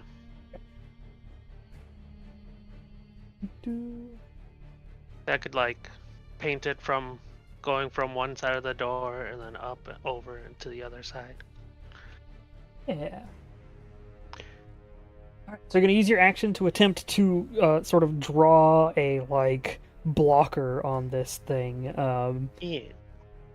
Totally do that. If you could roll a d20 for me, please. You're in a situation where you're being stressed and the door is trying to be pushed open. I just want to know if under stress you can do art. Apparently, you can do some decent art while you're under stress. Hey. So yeah, everybody sees as Rigel's like, shit, and he lets go of the door, pulls out like an inkwell and a little like paint thing, like a little paint pot, and just begins drawing on this door. He puts like from one side to the other, he just makes like a little slash thing, and then on each side he puts like a little like bracket on the wall. And as he's painting this, you see as it sort of like begins to raise out of the door and out of the side walls that this door is leaning against, as the image seems to almost come to life. It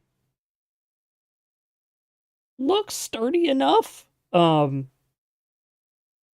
you can tell that like just this one thing is probably not going to be enough to hold the door. You probably have to paint quite a bit more. But with enough of this, you're pretty sure you'd be able to completely stop the door. So for now, you guys are at advantage to hold the door shut, as the paint has begun to sort of create a blocker. Give it another turn, and the door will probably be properly blocked.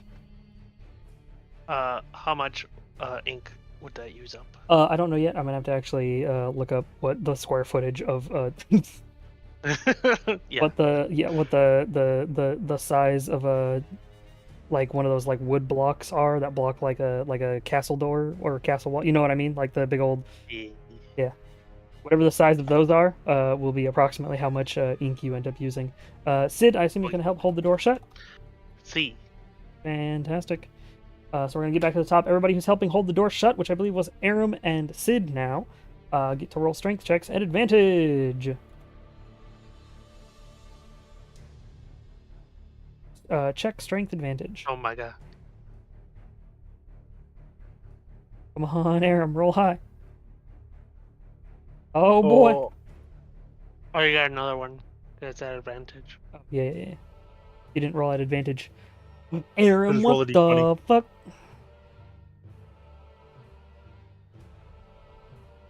Bebop.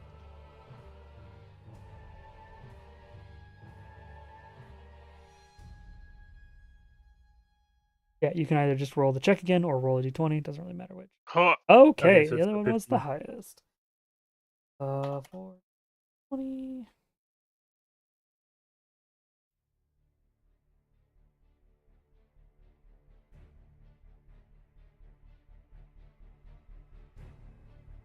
Okay. It was only you two holding the door, right? With Rigel's drawing. And when I The- stabbed Aram. Yeah, Rigel, you see as the first like thing that you had painted on one of the side walls is being just torn out of the wall. The like bracket you had made on one of the walls is being torn out, and skeletal hands are beginning to grab their way back out of this doorway. It has not opened yet, No, but unfortunately, it does not seem like that first drawing is holding.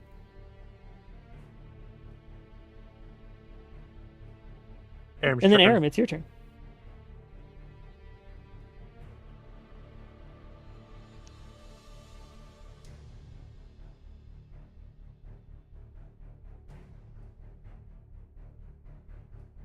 I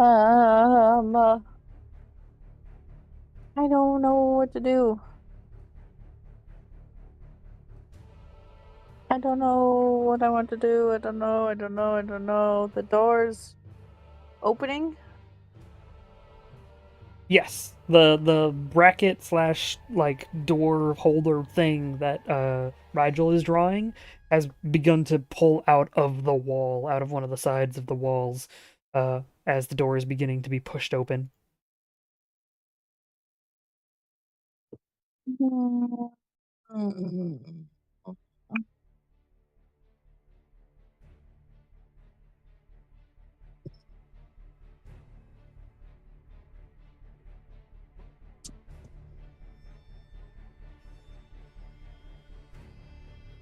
But it hasn't actually opened yet. Not yet.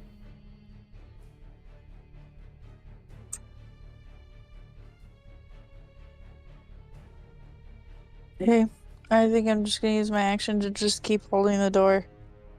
Okie dokie. Give Bardic. Preemptively give Bardic inspiration to Sid in case he fails. You got it. And Maiden can't really do anything because she can't see you guys anymore. Mm-hmm. Mai, it is your turn. Okay, I'm gonna use my question and touch the door as well and see if there's a way to shut it down when it's fully closed again. Okay.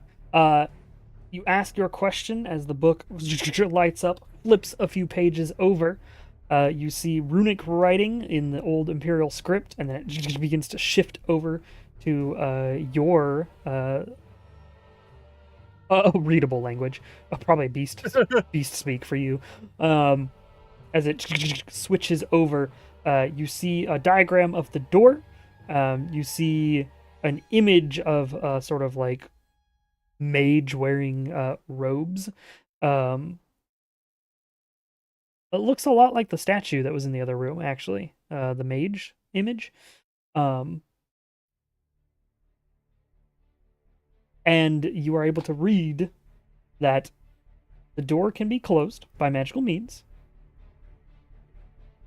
However, it has to be whatever or whoever is bonded to the wondrous item.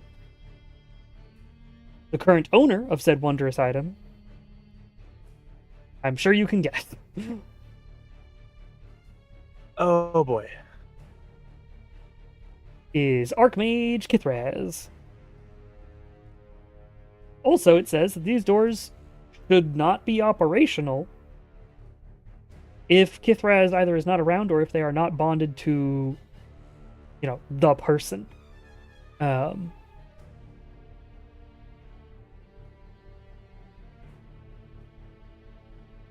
then the door didn't light up until Rigel touched it.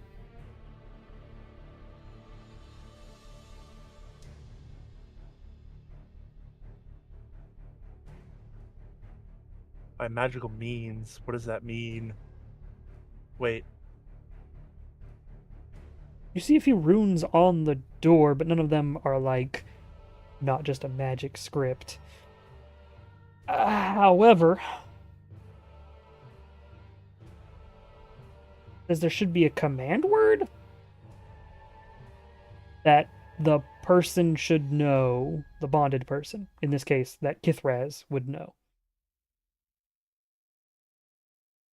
You're fairly certain the door didn't light up until Rigel touched it.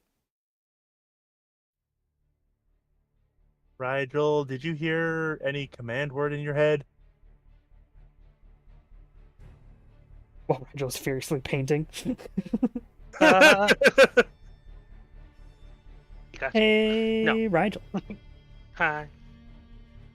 If you could make...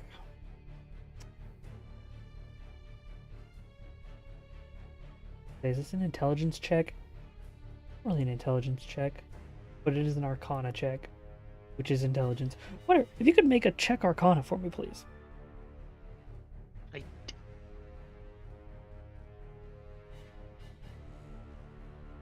You've been attuned to items before. You vaguely know what being attuned feels like. You don't really feel attuned to whatever this door is. You tried to tell it to close last time and it didn't work. But now that you look at the door and you focus on, like, a way to close the door, an empty space appears. It looks like somewhere you could write a magic rune of your own, Hey. like a word or something. And I'm going to go out of initiative order here for a moment, because, Rigel, you see this empty space. What would you like to do with it? You're trying to I just draw. wanna draw the word close, or All right, you draw the word closed using your magic ink, and when you do so, writing in what I assume you write in common. Do you write in common, or do you write in Frankian? Do you write in Draconic? What version of the word closed do you write in? I guess common, since that's what we're talking and thinking, Sure. and it's kind of a lot going on right now. Yeah, so you write close in common using your paint onto this door, and as you do, it lights up, and space is filled. It's lit up.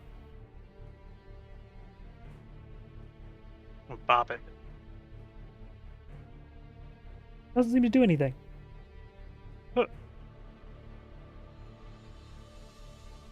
Try saying it. Close. As you say it, a pulse goes across the door. You see the skeletal hands that have been pushing up to this point before Aram slammed into it as well. All get sheared off as the door forcefully chunks the rest of the way closed. The lights shimmer down the door as it seems to turn off. Door is now closed. Hooray! So, Rigel, what did we learn? I guess drawing more walls. Stop touching things.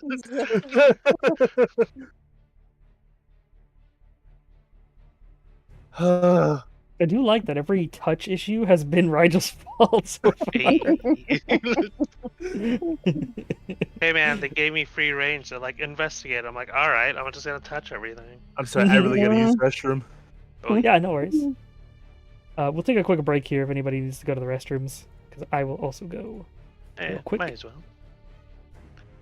We're gonna take a quick break. We'll be right back. Anybody who's watching, I appreciate y'all's. I'm gonna run some more ads. Joke's on you guys. I've been on the toilet this whole time. Hey!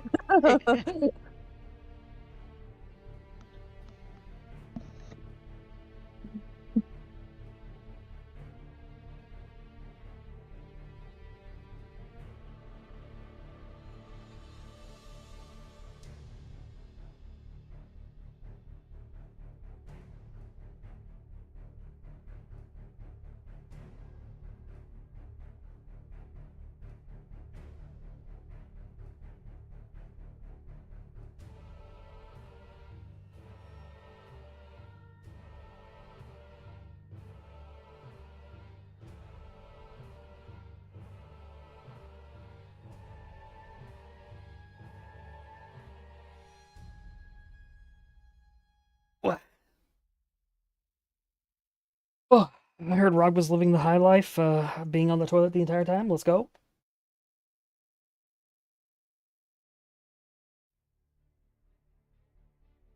Rogma living the dream.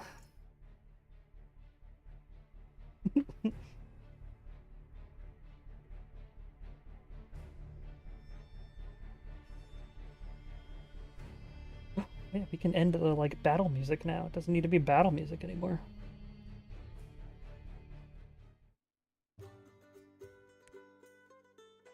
There we go. Celebration music.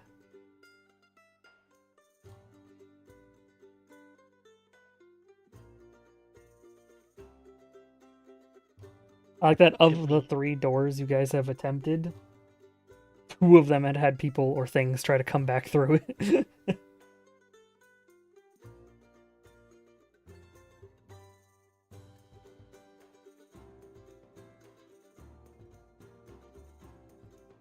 You should really try more doors, Rigel, to be honest.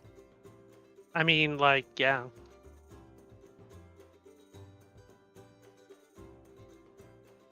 I don't really see why not. It's gone fine so far. Maybe one of them will lead to like a nice bed. Possible. You guys can go in that far east one again if you want.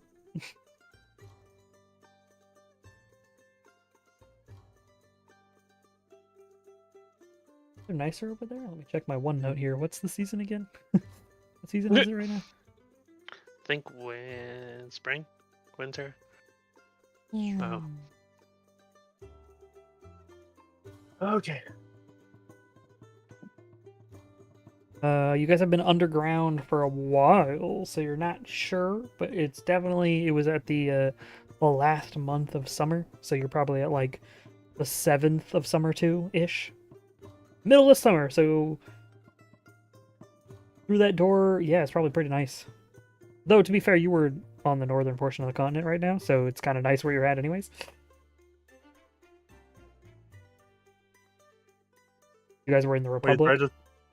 is Rigel touching more things? Maybe. Now that you have a second to actually look at the paperwork, now that you're not all panicking because things breaking through, apparently all these doors have different like bound locations to them. However, one, they can be changed to any other location you've gone to before. And 2, because they act like a portal to that location, as soon as you activate them, they sort of do like a picture of that location at the time that you use that ability. That's what that painting was, right? So when it was originally bound to that room, it was a skeleton sitting on a throne, and that was it in that room. It's the same for when you bind them to new locations. And it seems like if Kithraz is not here, or is unbound from these doors, all of these doors can be changed to any locations you've already been to before.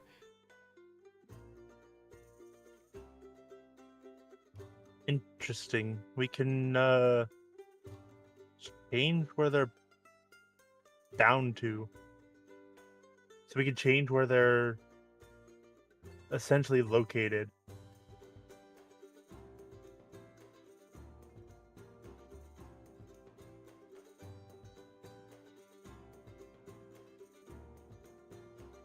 Basically, until Kithraz wakes up. Yeah, it's a big old nexus room, basically.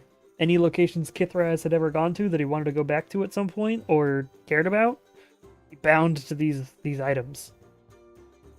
Also, the design documents say that Kithraz actually designed these wondrous items.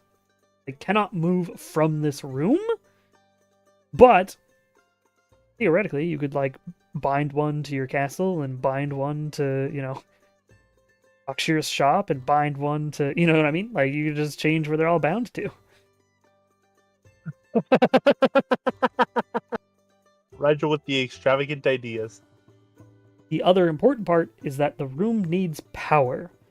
Means the Imperial Sigils need to be on, which means this part of the facility needs to be turned on for these to continue working. Which currently they are working.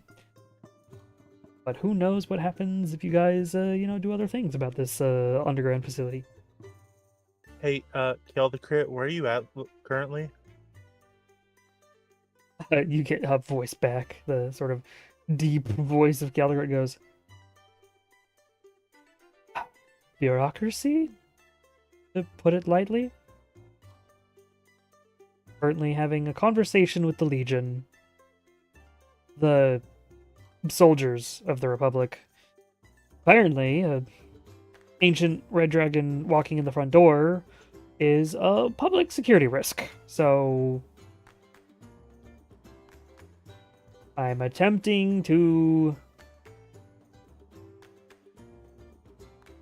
make things easier for myself by telling them all of my plans here, telling them what you are all doing, which has gotten me some leniency, luckily. They didn't point weapons at me anymore.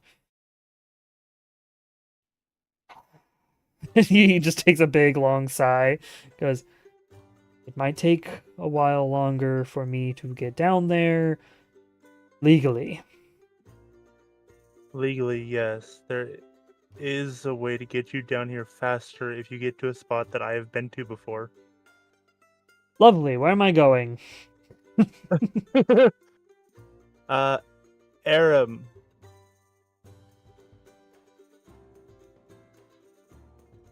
What's up, backstabber? That one.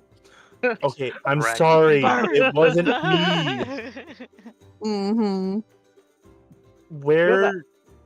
How would someone get to your section of the Republic from the bureaucracy?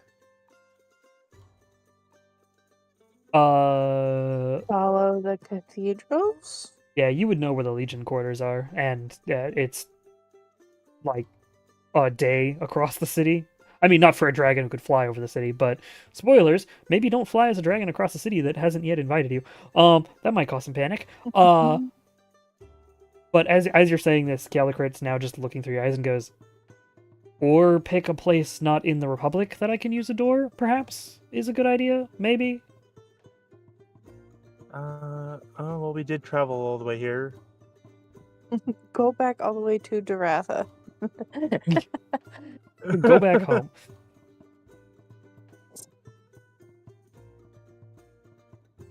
Listen, how are you planning on getting me down there?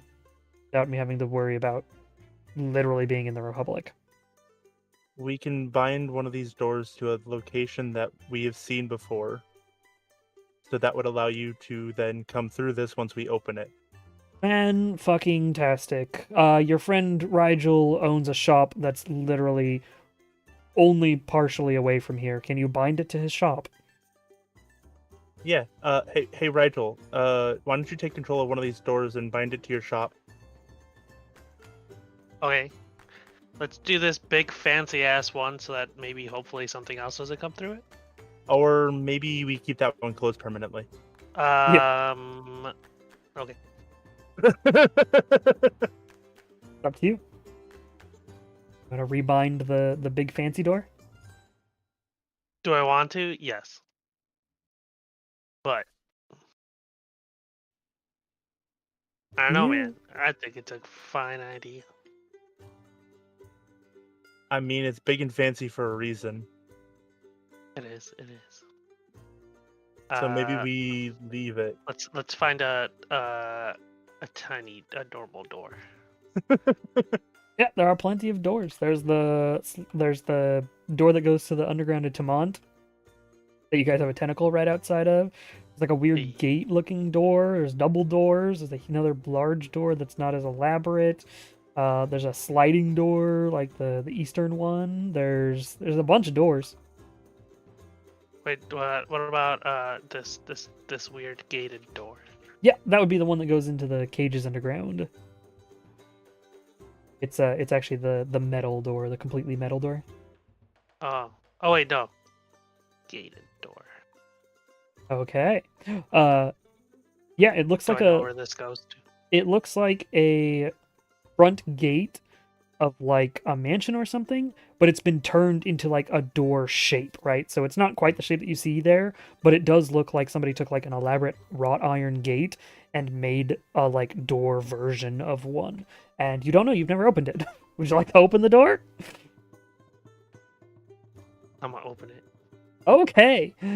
Cool. Good. Fantastic. Yeah. You open the door. You see a painting of a large foyer with double stairs leading up on like two sides to a large landing.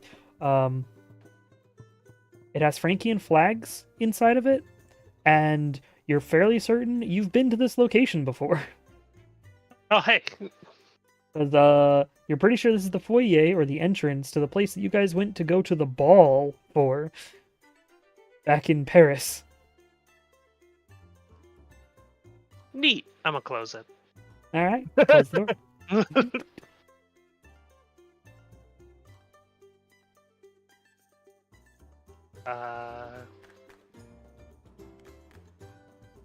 Let's change the tentacle one instead. Okay. When you go up to the door, you see that those runes sort of appear again, and you're able to tell just instinctively which ones mean location, which ones are the like hot keywords, like the close or the open, and for many of them, there's like fill-in spaces where you could like write a new thing if you wanted to. As well as you can tell that they're written slightly differently than the rest of the magic around them. So you could theoretically erase the location and just write something new onto it. Ooh. Yeah, I'm gonna do that. I'll erase it. Okay. How do I erase? Can I just smudge it off? Yeah, you're like, oh yeah, easy peasy, and you put your hand to it and like try to smudge it off, and as you do, sure enough, it just comes right off. Like there's no smudge, there's no. It's like you swipe across it and the letters just disappear. As you are the first person who touched the door, and as such are currently bound to it. What you're saying is I should just go around and touch every single door. You can if That you'd could take a like. while. It'll turn on all of the doors, and you don't know which ones have closed or not. But you could theoretically then just write in closes on each of them and be like, "Close, stay closed." Touch, close, touch, close, touch. When you erase the location, it changes. It's no longer It's no longer a pure metal door anymore. It goes to being a simple wooden door.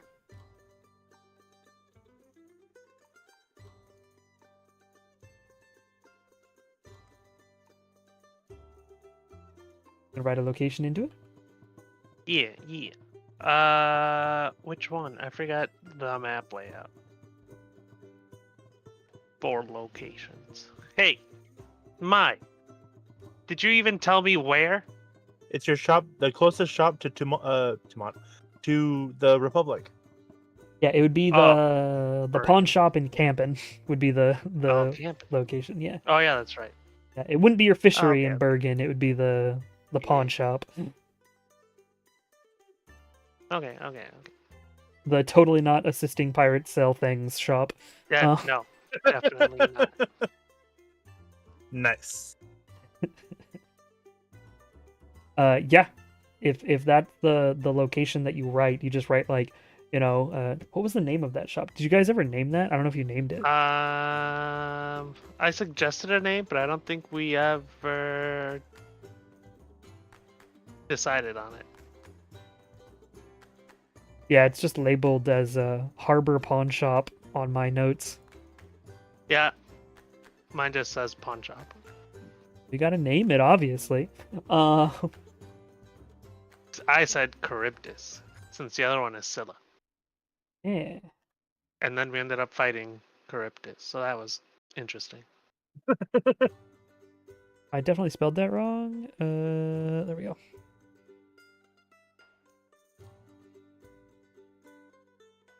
Add location, because apparently I didn't write the location here, even though I remember where it was. Or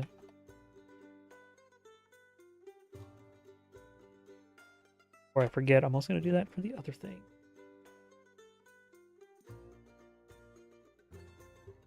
Located in... Oh wait, she's not in charge of that. I can name it whatever I want. You officially, she's in- not a part of it. Indeed. Yeah, it is. So It is that is jointly it. owned, technically. Quote unquote. Half of the money from that goes to her, and half goes to you.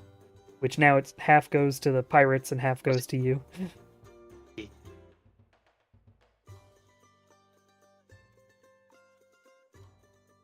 So for now, I'm gonna write Charybdis Pawn Shop located in Campen. Until you decide on another name to put it. Yeah. So when you write that on the door once again changes and becomes a boxwood door that is the sort of front doors to your little pawn shop. I try to find a Okay. door that looks like just a boxwood door real quick. There we go. Good enough. Okay, That it's looks done. kind of trashy, but whatever. It's fine.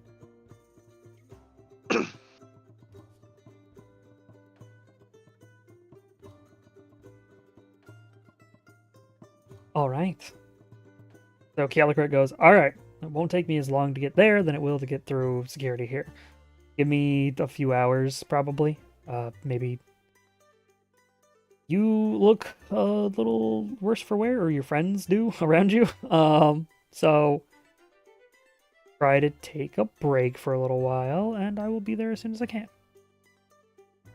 Thank you. Also, maybe open the door so that I can come through it.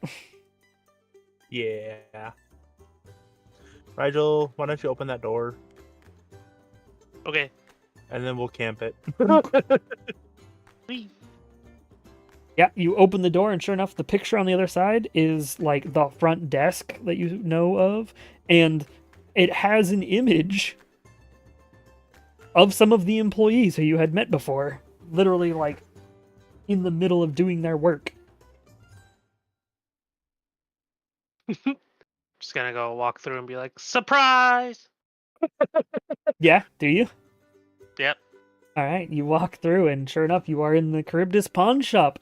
You're able to see that there are a couple of the employees. The front desk person sort of looks over and goes, "Oh, we weren't expecting you," and like looks to be like, "Wait, where'd you come from?" Because you like materialize in the doorway when you walk through the door. You don't. It's very obvious that you didn't just like come from outside. As well as sort of in the side corner of the room, you see a Aarakocra woman look up and go, "Ah, you're Rigel, right? Uh-huh. Oh, wonderful. I'm picking up some money for Lyra right now. Do you need any pirate help? Seeing as I'm here."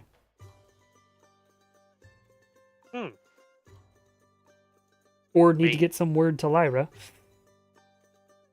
Ooh, maybe. Please hold. Alright, no worries. I'm not going anywhere anytime soon. Oh, waiting for them to count my money. And she like leans That's back. rude. Yeah, it seems like your pawn shop's running pretty well. People are moving about. It seems like there's some sort of pirate liaison for Lyra here, an Aarakocra woman.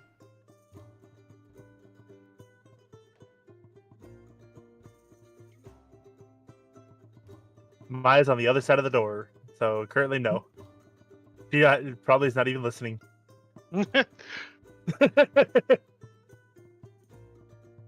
Cool. Yeah. I'll just hang out for a while. Ooh, food. We need food and drink.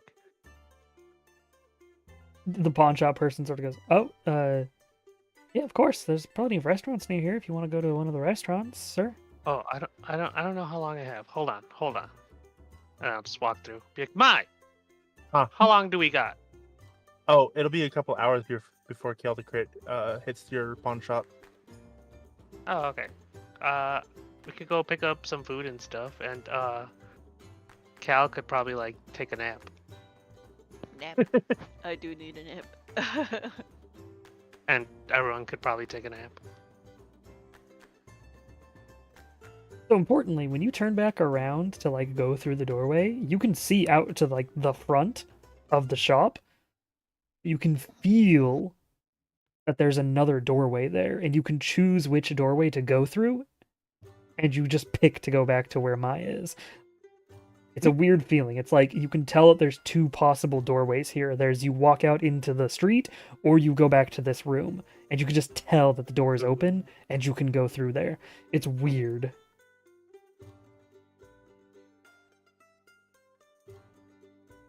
Who wants a nap and maybe food? I want to know. Do we want it only to be a couple of hours? Because I know Aram, me, and you, Rigel, would take a little while to take a short rest. But I have something that could help us if you're willing to let me do it. That sounds suspicious. Well, Guys I could mean, just, Cal could take like a full rest in 4 hours.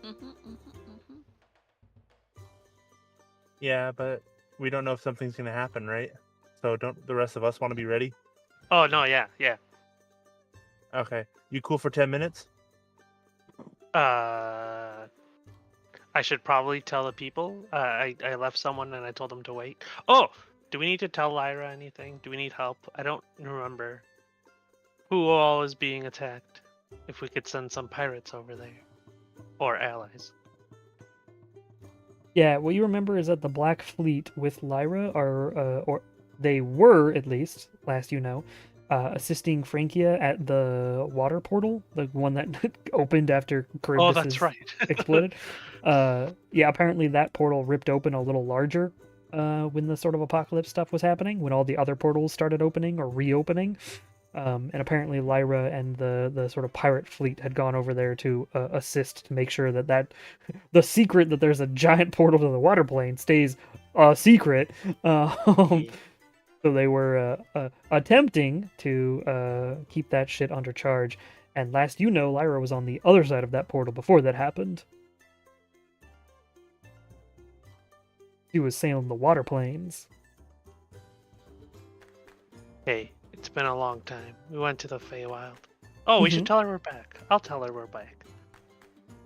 Okay. Cal, It me. do you wanna come through and go to like a sleepy place, or would you rather just sleep here? I can go to a sleepy place. Okay. You'll probably have to pay. Oh, that's okay. Okay. Well, you can go through the door. Whee! Yeah, you walk through what at first seems like a painting, and then sort of like you go straight through it, and you show up in the pawn shop. You've probably been in the pawn shop before, when Rigel had first like set it up and started doing the shenanigans, / when Melinda was able to teleport everybody around for a while and there was some downtime. So you've probably seen this shop before. And you can tell that, yeah, you're definitely in another country, technically. Cool. You're over in camping.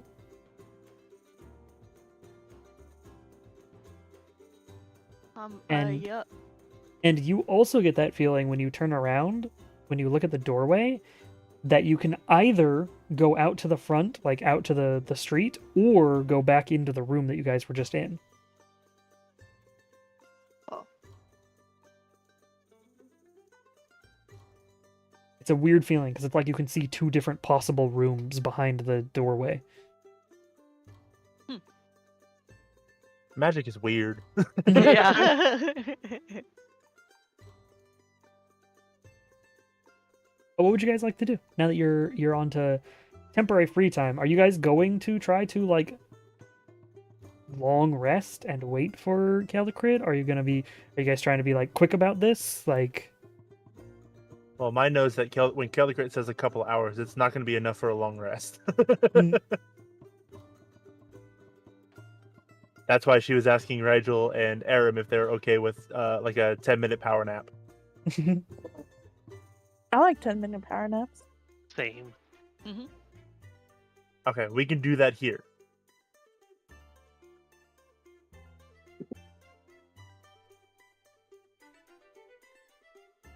Okay. How? And suddenly a black like cudgel appears in Mai's hand. You ready? For what? Uh-oh. You have to accept this, otherwise it's not going to work. What? This will put you to sleep for 10 minutes. Oh, okay, that's fine then.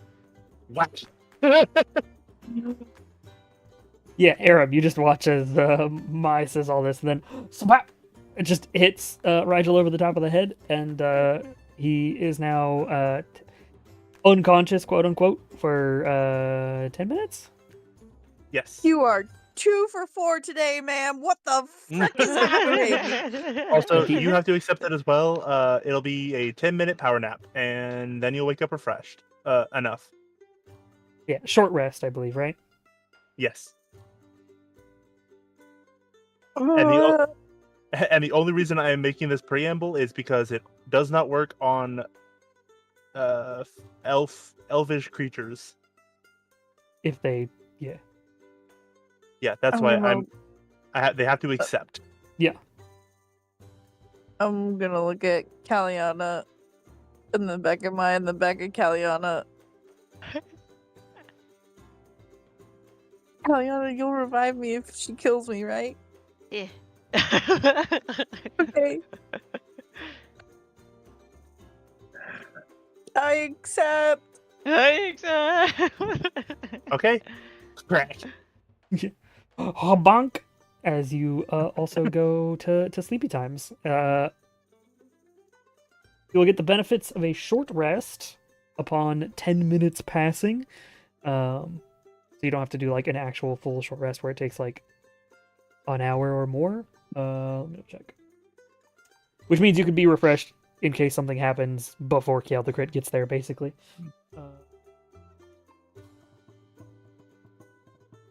Yeah, you can use your Downtime of at least an hour long is required for a short rest. So in this case, it's like 10 minutes and you're back up. So if you would like... because its rules is written up catnap. Long gesture up to 3 willing to unconscious during the spell's duration. Oh, you get the benefits of finishing a long rest. Oh no, sorry. You don't get the benefits What? until you do a long Yeah. rest. Good lord. Yeah, so the target Benefit of gains the short benefits of a short rest.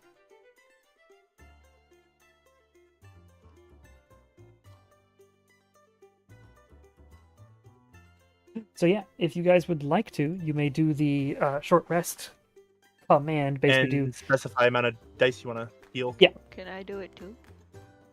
only if you want to be short rested as well. Did you want to also be short rest?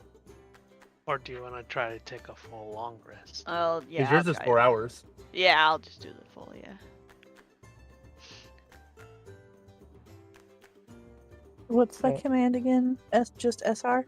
It should be SR space and then the amount of dice you want to use. So like 5d8 or whatever, you know what I mean? Okay. And that should What are use my your... dice? I 12 believe DC D10. Whoa. What am my health at currently? She yours can tell might you. also not show up. Just so you know. You're at 21. Good lord. 21. 21 out of 119, so I got 100 my hit God. points to go. Hey, yo. We're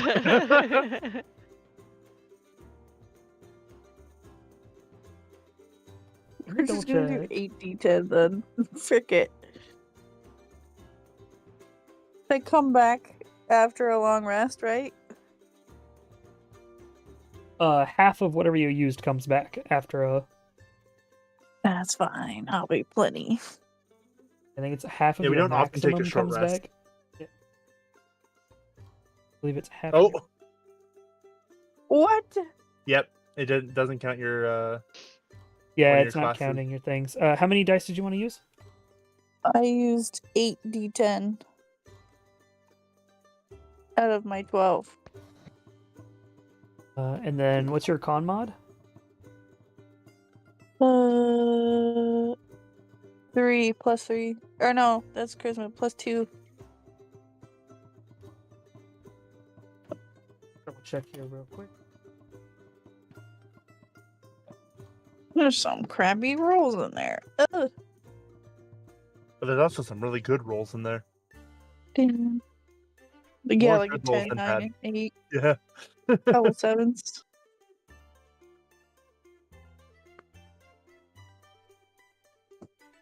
Considering the average would be 5 and 6, you've gotten quite a bit higher. The 1 and the 2 are the one that make me sad. Hey, considering you can cap out at 80 health from that roll, from the roll. Yes.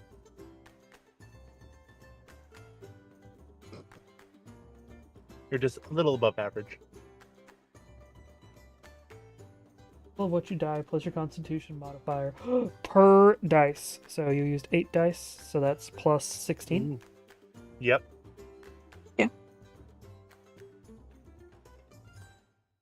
But 60 Yeah. something? 64 total health. That's not bad. Kind of what I was aiming for. At least something to get you way out of critical. Yeah.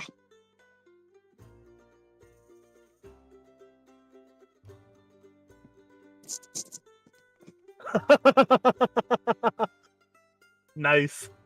Yeah. Mystic meditation gets cracked over the head. I'm meditating. Yeah. Like meditation, but easier. I'm fucking unconscious. What is this? SR and then however many.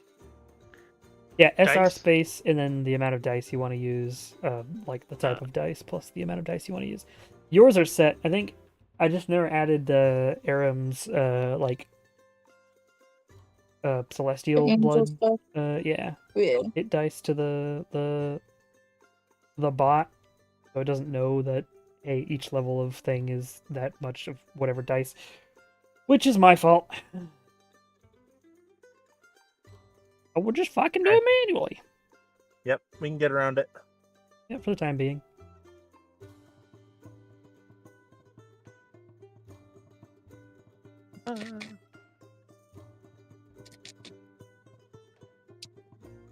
So you guys are completing Heck it. short. Let's just do 6. Nice. Nice. Ooh, a little over. So you guys are completing short rests. Meanwhile,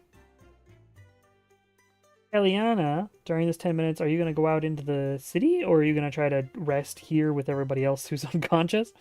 I can go in the city and do my short rest, I guess.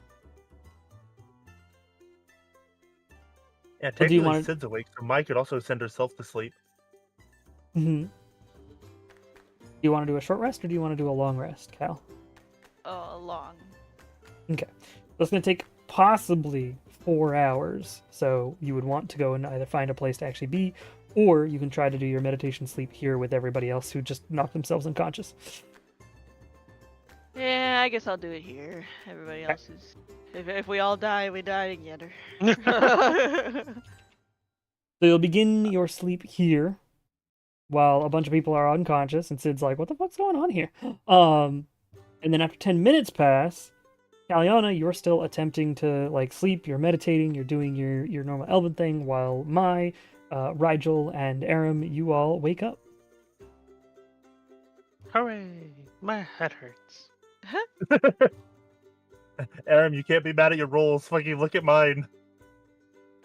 Ooh. 1, 3, 2, 2. Good load. -4 because con mod. Yeah. Yeah. Oh, good. A big fucking rip. But yeah, people who short rest for the 10 minutes have woke back up. What you guys gonna do?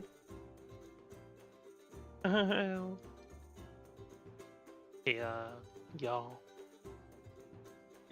I still don't know if I trust you, Mai, but that was actually okay nap. I Ooh, told Aaron. you it was not my fault. I'm watching you. Bonk him next time. Tell him it's for his own good.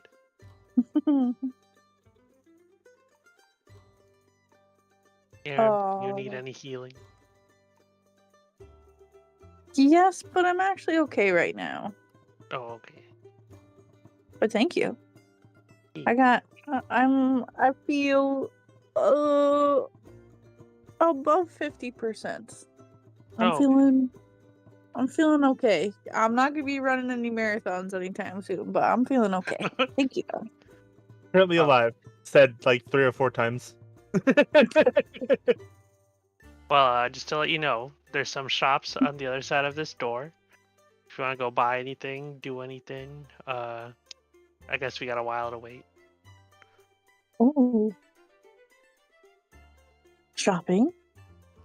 Shopping.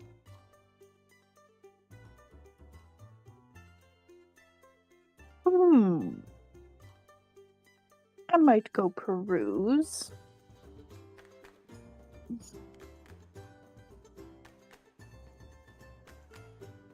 What you would all like to do? It's gonna be still basically another hour, 2 hours ish before Gallacrid even arrives here.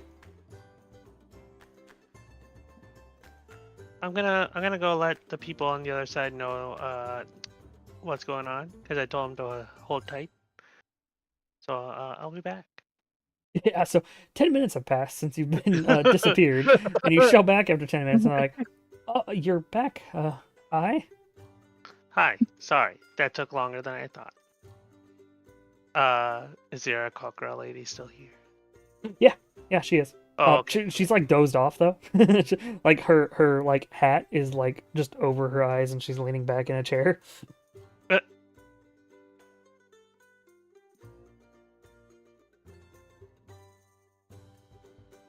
Just be like, hi, Hmm. lady, whose name I don't know. Hello, you're back. Yes, sorry. No worries. Please tell Lyra we're back. Of course. Technically intact. Hmm. Hope to see her soon to call us if she needs help. Will do.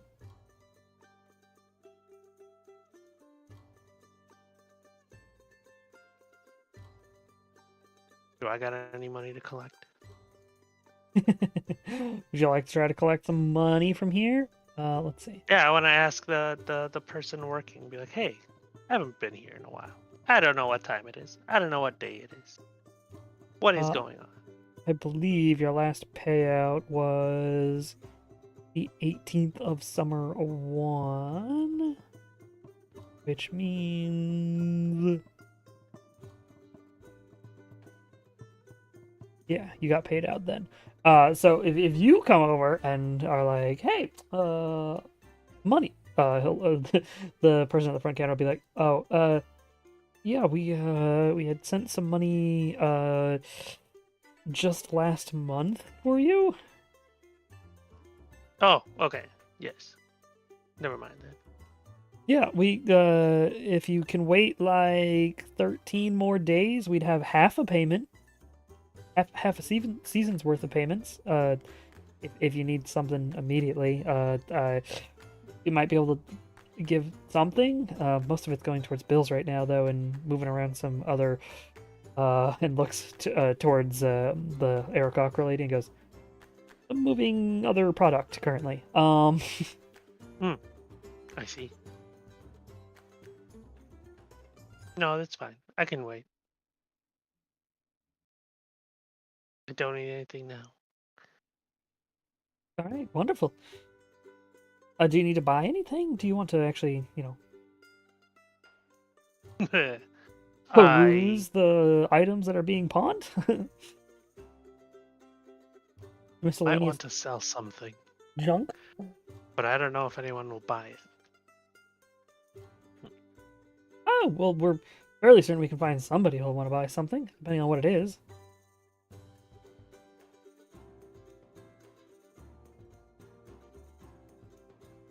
Well, I got these tentacle chunks. So I'll pull one out, lay it on the table. Oh. We don't generally deal in I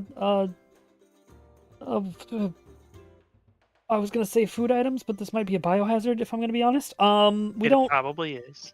we don't really work in that. So sorry. That's okay.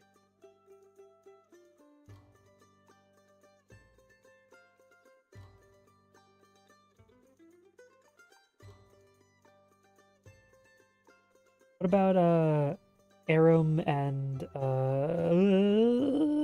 Mai?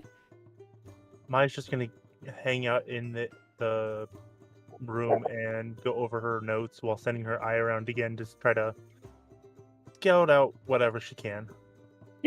Your eye keeps getting like hit by that teleportation magic again, where it's like it doesn't want you to go past certain points, and it's mildly annoying. The rooms that you can easily access are the like classroom looking rooms, the rooms that have the doors, the room that you're in right now, basically, and the study that has the statue of a person in the center of it. But Okay. trying to move outside of this portion of the facility, one, it's quite large, so it's kind of a pain to even try to figure out what straight is. Like you've mapped it out, and you're like, okay, so if I go through this wall, I'll be in a different facility, and you go through that wall, and you're back in the study, and you're like, God damn it, what the fuck? I hate this fucking place. She'd probably also inspect the statue a little bit just to see if there's anything about it, but that could be after. Yeah, no worries. Roll an investigation check while I go, hey, Aram, what you doing?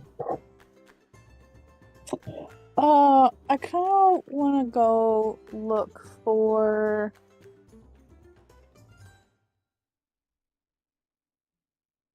I want to look for something that, I don't know. That last fight not having any like,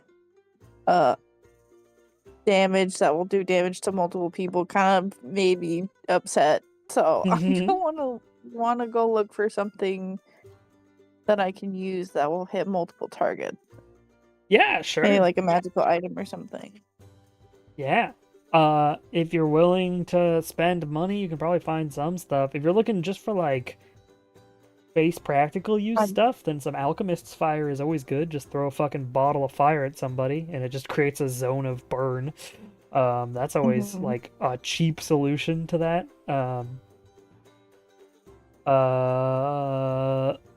You can also like swap I some of have your $1,000 in my pocket. That's Yeah. about it. you can swap some of your spells around. You know that you can do that, but that normally takes a long rest, so you're gonna have to actually like you have to do Mhm. that next time. Which is why I was kind of looking for an item, because if I can at least have an item that will do Yeah. multiple, or at least maybe like maybe I can find someone that can upgrade my scythe, but I don't know anyone who can work on my scythe to like help me with that. Sure. Let's see here. You can start in the pawn shop and see if someone can help me there. If you want to get like a potion of fire breath would give you the ability to use fire breathing, and you just and that's pretty cheap. That's only 150 gold. That's pretty cheap. Let's see. Gaseous form. I'm just looking at some basic stuffs here. Horn of blasting. What does that do? Here we go. Combat items. What do we got? What do we got? A prayer bead of smiting. Hell yeah. Nuts. Sword of wounding. No, we don't care about that. We want something that does some AoE damage. We want some explosions. Aren't up all swords Yeah. swords of wounding? right? My sword is a sword of slashing. Thank you. Okay. My sword is a sort of small poking. My sword is a sword of miss because my stats are bad. A sword of healing. Ooh. That sounds like some jelly shit. For the low cost of Ooh. 8,000 gold, you can get a wand of magic missiles. No. Ooh. Yeah, it's only 8,000 gold. You can afford that, right?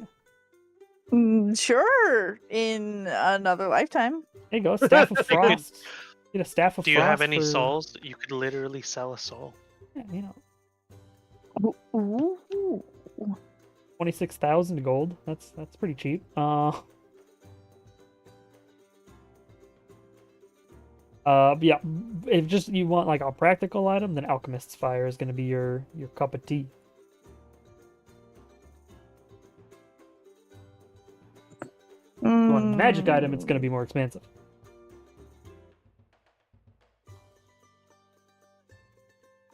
Yeah. More Alchemist- expensive than 1,000 gold. Mostly, yeah. Something that does like an AoE damage thing, unless it's like a one-time use thing and just does like. You can get a scroll, maybe like a scroll of Fireball, for example, might be pretty good because that would be cheap. Mm-hmm. Hmm. Because a level 3 scroll is only 200 gold. You could buy a few like scrolls of Fireball. Clerics No, of certain kinds can use Fireball, so you would theoretically be able to read it. You can find the divine version scroll of it. I think I'll grab a couple Alchemist's Fire and a potion of fire breathing. Or dragon breath. What'd you say? It's Fire Breath. Let me double check here. Fire breath. Want to see how strong it is for you? Just to see if it's worth it for you.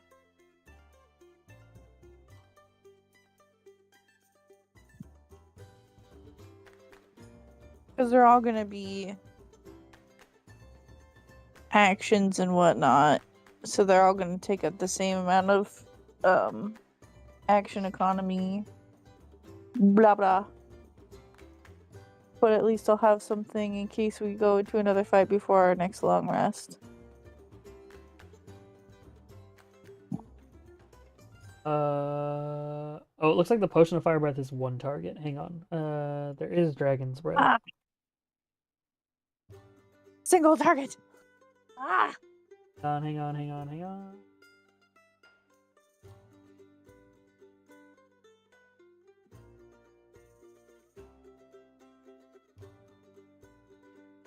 Yeah, here we go. 15-foot cone. Yeah, Dragon's Breath is only a second level spell, so that would be pretty cheap too if you want that. I'll take that one. Cool. So if you're buying it in potion form, then you have to preemptively pick the element that you want. Lightning.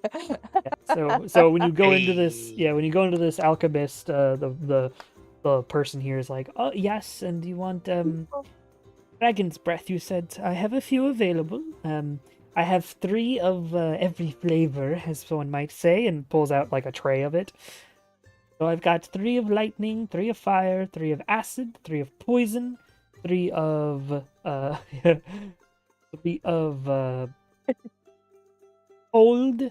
I do have 2 of slow. I have 1 of life, and I have 1 of drain. Ooh.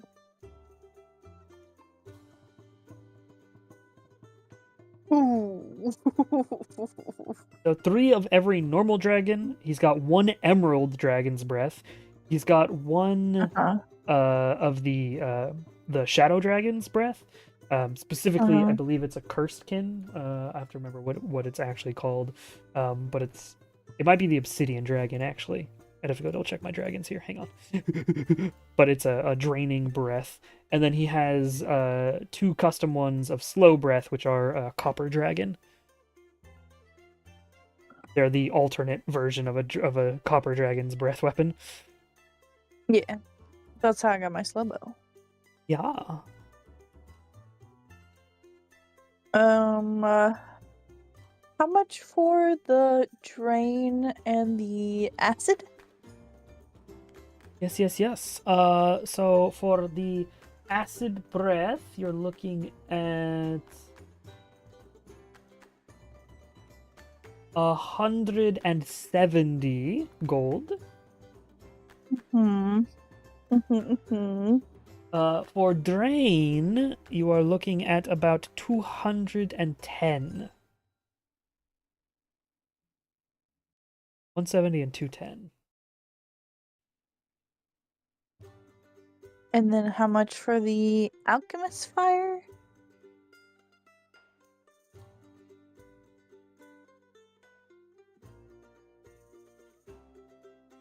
That's what I remember what I'm labeling them as. It's technically it's decay is the name of the actual type of breath, which is kind of fucking cool. Oh no, it's blight. Sorry, it's blight. Topaz dragon is the blight dragon. Good lord. Which is leech life is what it's actually called, or turned to dust. Which is a really fun ability name. Alchemist's fire is very cheap.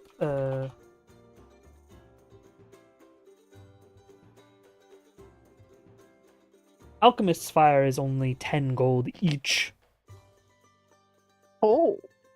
They do an AoE of only 1d4 fire damage, but they do light things on fire. So it's not much damage, but it's a decent range or decent area, and it keeps a zone on fire if somebody doesn't get rid of the fire. So it's that weird, like, Yeah. It's not that strong, but also you can kind of just cover a bunch of stuff in fire. Yeah, it's 10 gold for Take- those. Okay. I'll take Those the I have two a lot dragon of. breath. I'll take the 2 dragon's breath and 4 of your alchemist's fire. Okay, so you're taking the acid, which is, I believe, Black Dragon's Breath, correct? Yes. So you're taking acid and blight. So if you'd like to add acid breath and blight breath potions, you may. Oh god. Oh. You don't have to do it now. We're nearing the end of the session, so I'll just write all these down and bookmark them so that when you have your computer up, you can write them down, if you would like. And then how many alchemist's fires? 4. 4? Okay, so that's 40. 4 times. I'm going to mark them down like that. And we will pin this so that you can do this when you have a computer available to you. And yeah, those are the costs, obviously. So 170, 210, and then 4 times 10. Okay, so you're grabbing those. I just fixed. I'll go back to Rigel. Rigel, are you doing anything else? Oh, so there we go. Yes. I just remembered. I want to go to like a magic shop Sure. and want to plop down my little earpiece, be like, "Hey, you got any more of these? We need one, I think." The magic shop person will be like, those are Frankian military earrings, correct? Uh-huh. Right. We don't sell those here because technically speaking, as a independent alcove or, enclave of Frankia, we aren't legally allowed to sell their military property, with the exception of Sure. boats. Which means, unfortunately, I don't have any of those. However, and he reaches under the table and pulls out what looks like a little notepad, and he writes something down, and he goes, however, and pushes it across to the table to you.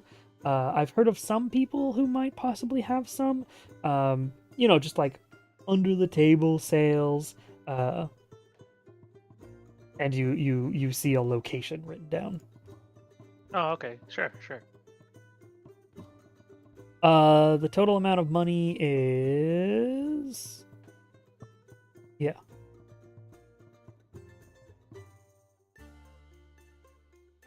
Is indeed 420.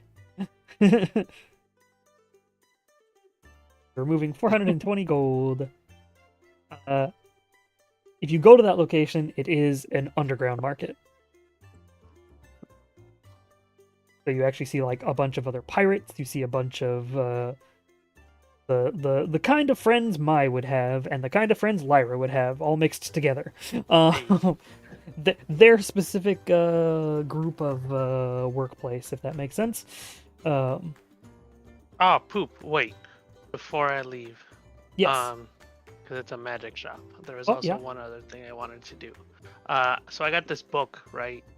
Mhm. It's a magic book. Turns out no one I know can heckin' use this spell book because it's for wizards. Ooh, yes. Okay, so for most spell books, while I would appreciate buying it from you, and I will buy it from you if you would like to sell it to me, I will say, just be completely transparent. You will get more money from it if you know anybody in the mages guilds, and you sell to them instead. Okay. Because Well, a wizard's research must be combed through, and while I'm sure I can find a collector who can then convert it to their own spells, you'll get more out of it because if you sell it to the Mages Guild, they can then make all of those custom spells and formulas, available property within the Mages Guild, and possibly sell some of it as scrolls and whatnot. Oh, okay. I see. Thank you. Worth more thank you. money if you sell it to them, whereas I have to go and try to find a collector, basically. Okay, I'll do that then. Thanks. Okay.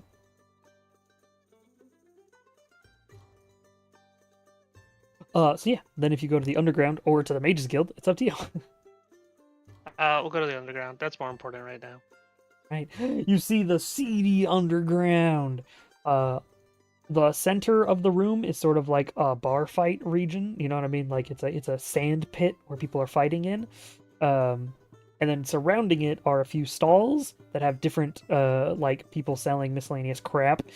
Some looks like junk, some looks pretty decent. With a bar on one side and an inn on the other. Like it's just a huge underground like built out area. It probably used to be like some sort of like central cistern or something that was just completely cleaned out and then renovated to be the underground here in Campen. And you're able to, sure enough, if you follow the directions, find one of the stalls. The guy does have some of those earrings like on a display case on the side.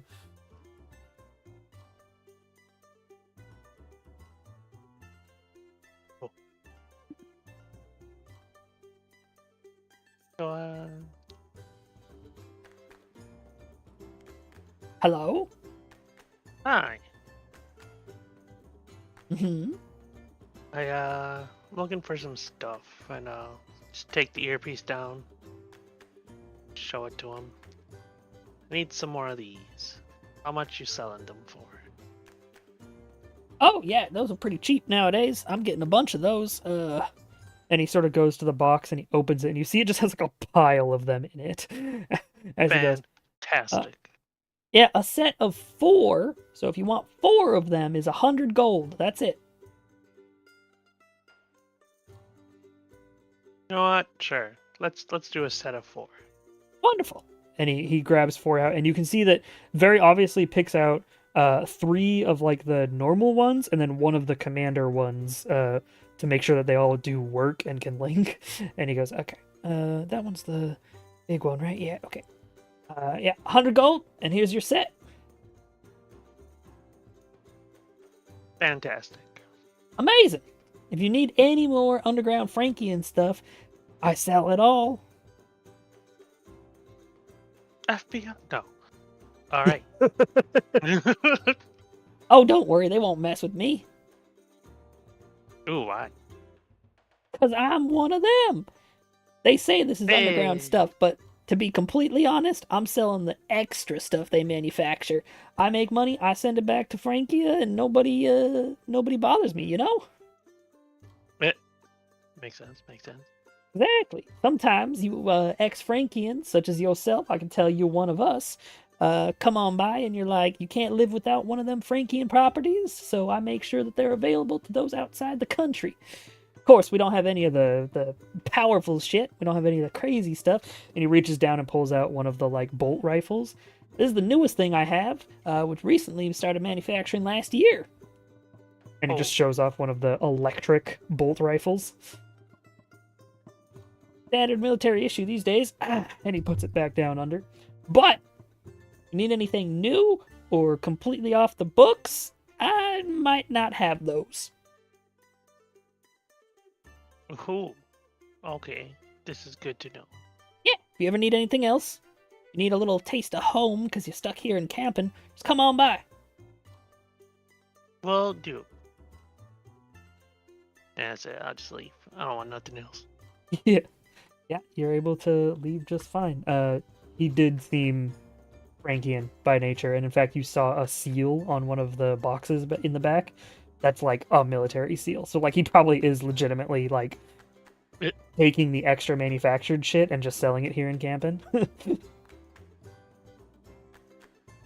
So, yeah, you got 4 more of the earrings, so you can do long-range communications, and you can hand those off to people who don't have them yet within your crew.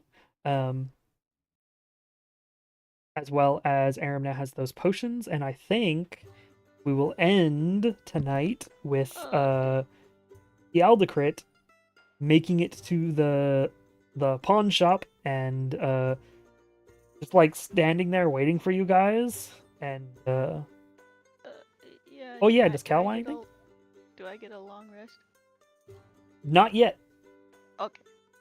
Unfortunately, Kaliana, as you are attempting a long rest, which would take about 4 hours, what's happened had to have happened within the last 2.5-ish before Caldecrit shows up. So you've been trying to sleep this entire time. You might be able to get the sleep done before the next session, possibly. Question mark, maybe. But Rigel hands an earring over to Aram, and Caldecrit arrives at the pawn shop, and very obviously, like, looks at whoever's in the pawn shop and goes, "All right, how am I supposed to go through this door?"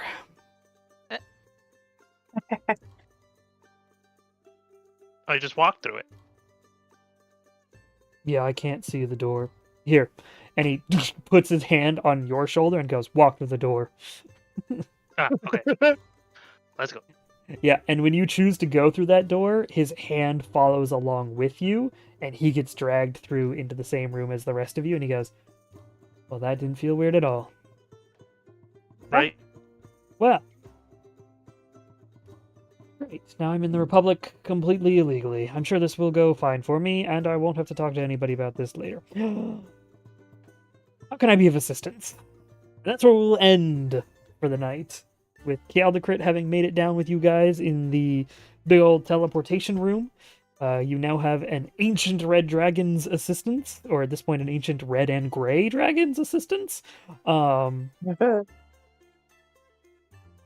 we'll see how this all turns out. You'll be able to have conversations with Caldecrit about the stuff he had to take care of, like in Doratha and all that bullshit. Yeah, it's okay. Just leave illegally, and no one will know. Yeah, we'll see about that. You will have the assistance of Caldecrit for this, which will be interesting for me to balance, but it's fine. I'm the one who gave you guys a red dragon friend, so it's my fucking fault. Yeah. Much everybody. Thank you everybody watching the stream. Y'all amazing. I hope you all had a wonderful time.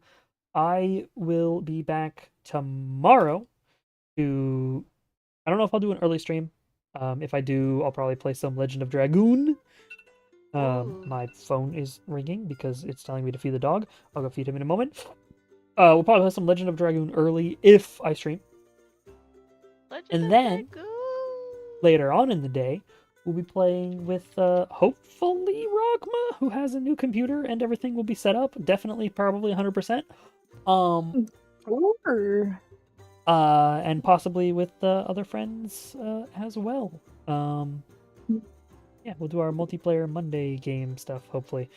We'll see what that ends up being, but thank you so much, everybody. Have a wonderful time zone. Let's raid somebody, because it says that there's 6 people here, and I appreciate sending out raids when there's this many people, if I can. Let's go... Maximum Nothing is playing Slay the Princess. Blind? Oh no, they're watching videos now. That's not Slay the Princess. Get the frick out of here. Also, quack. Quack. Let's go back to our old. We'll go hit up Tearsy, who's playing some RimWorld. Yoink. But yeah, thanks so much, everybody. I'll be back tomorrow, I promise, at some point. Bye, stream. Bye. Bye. My dream.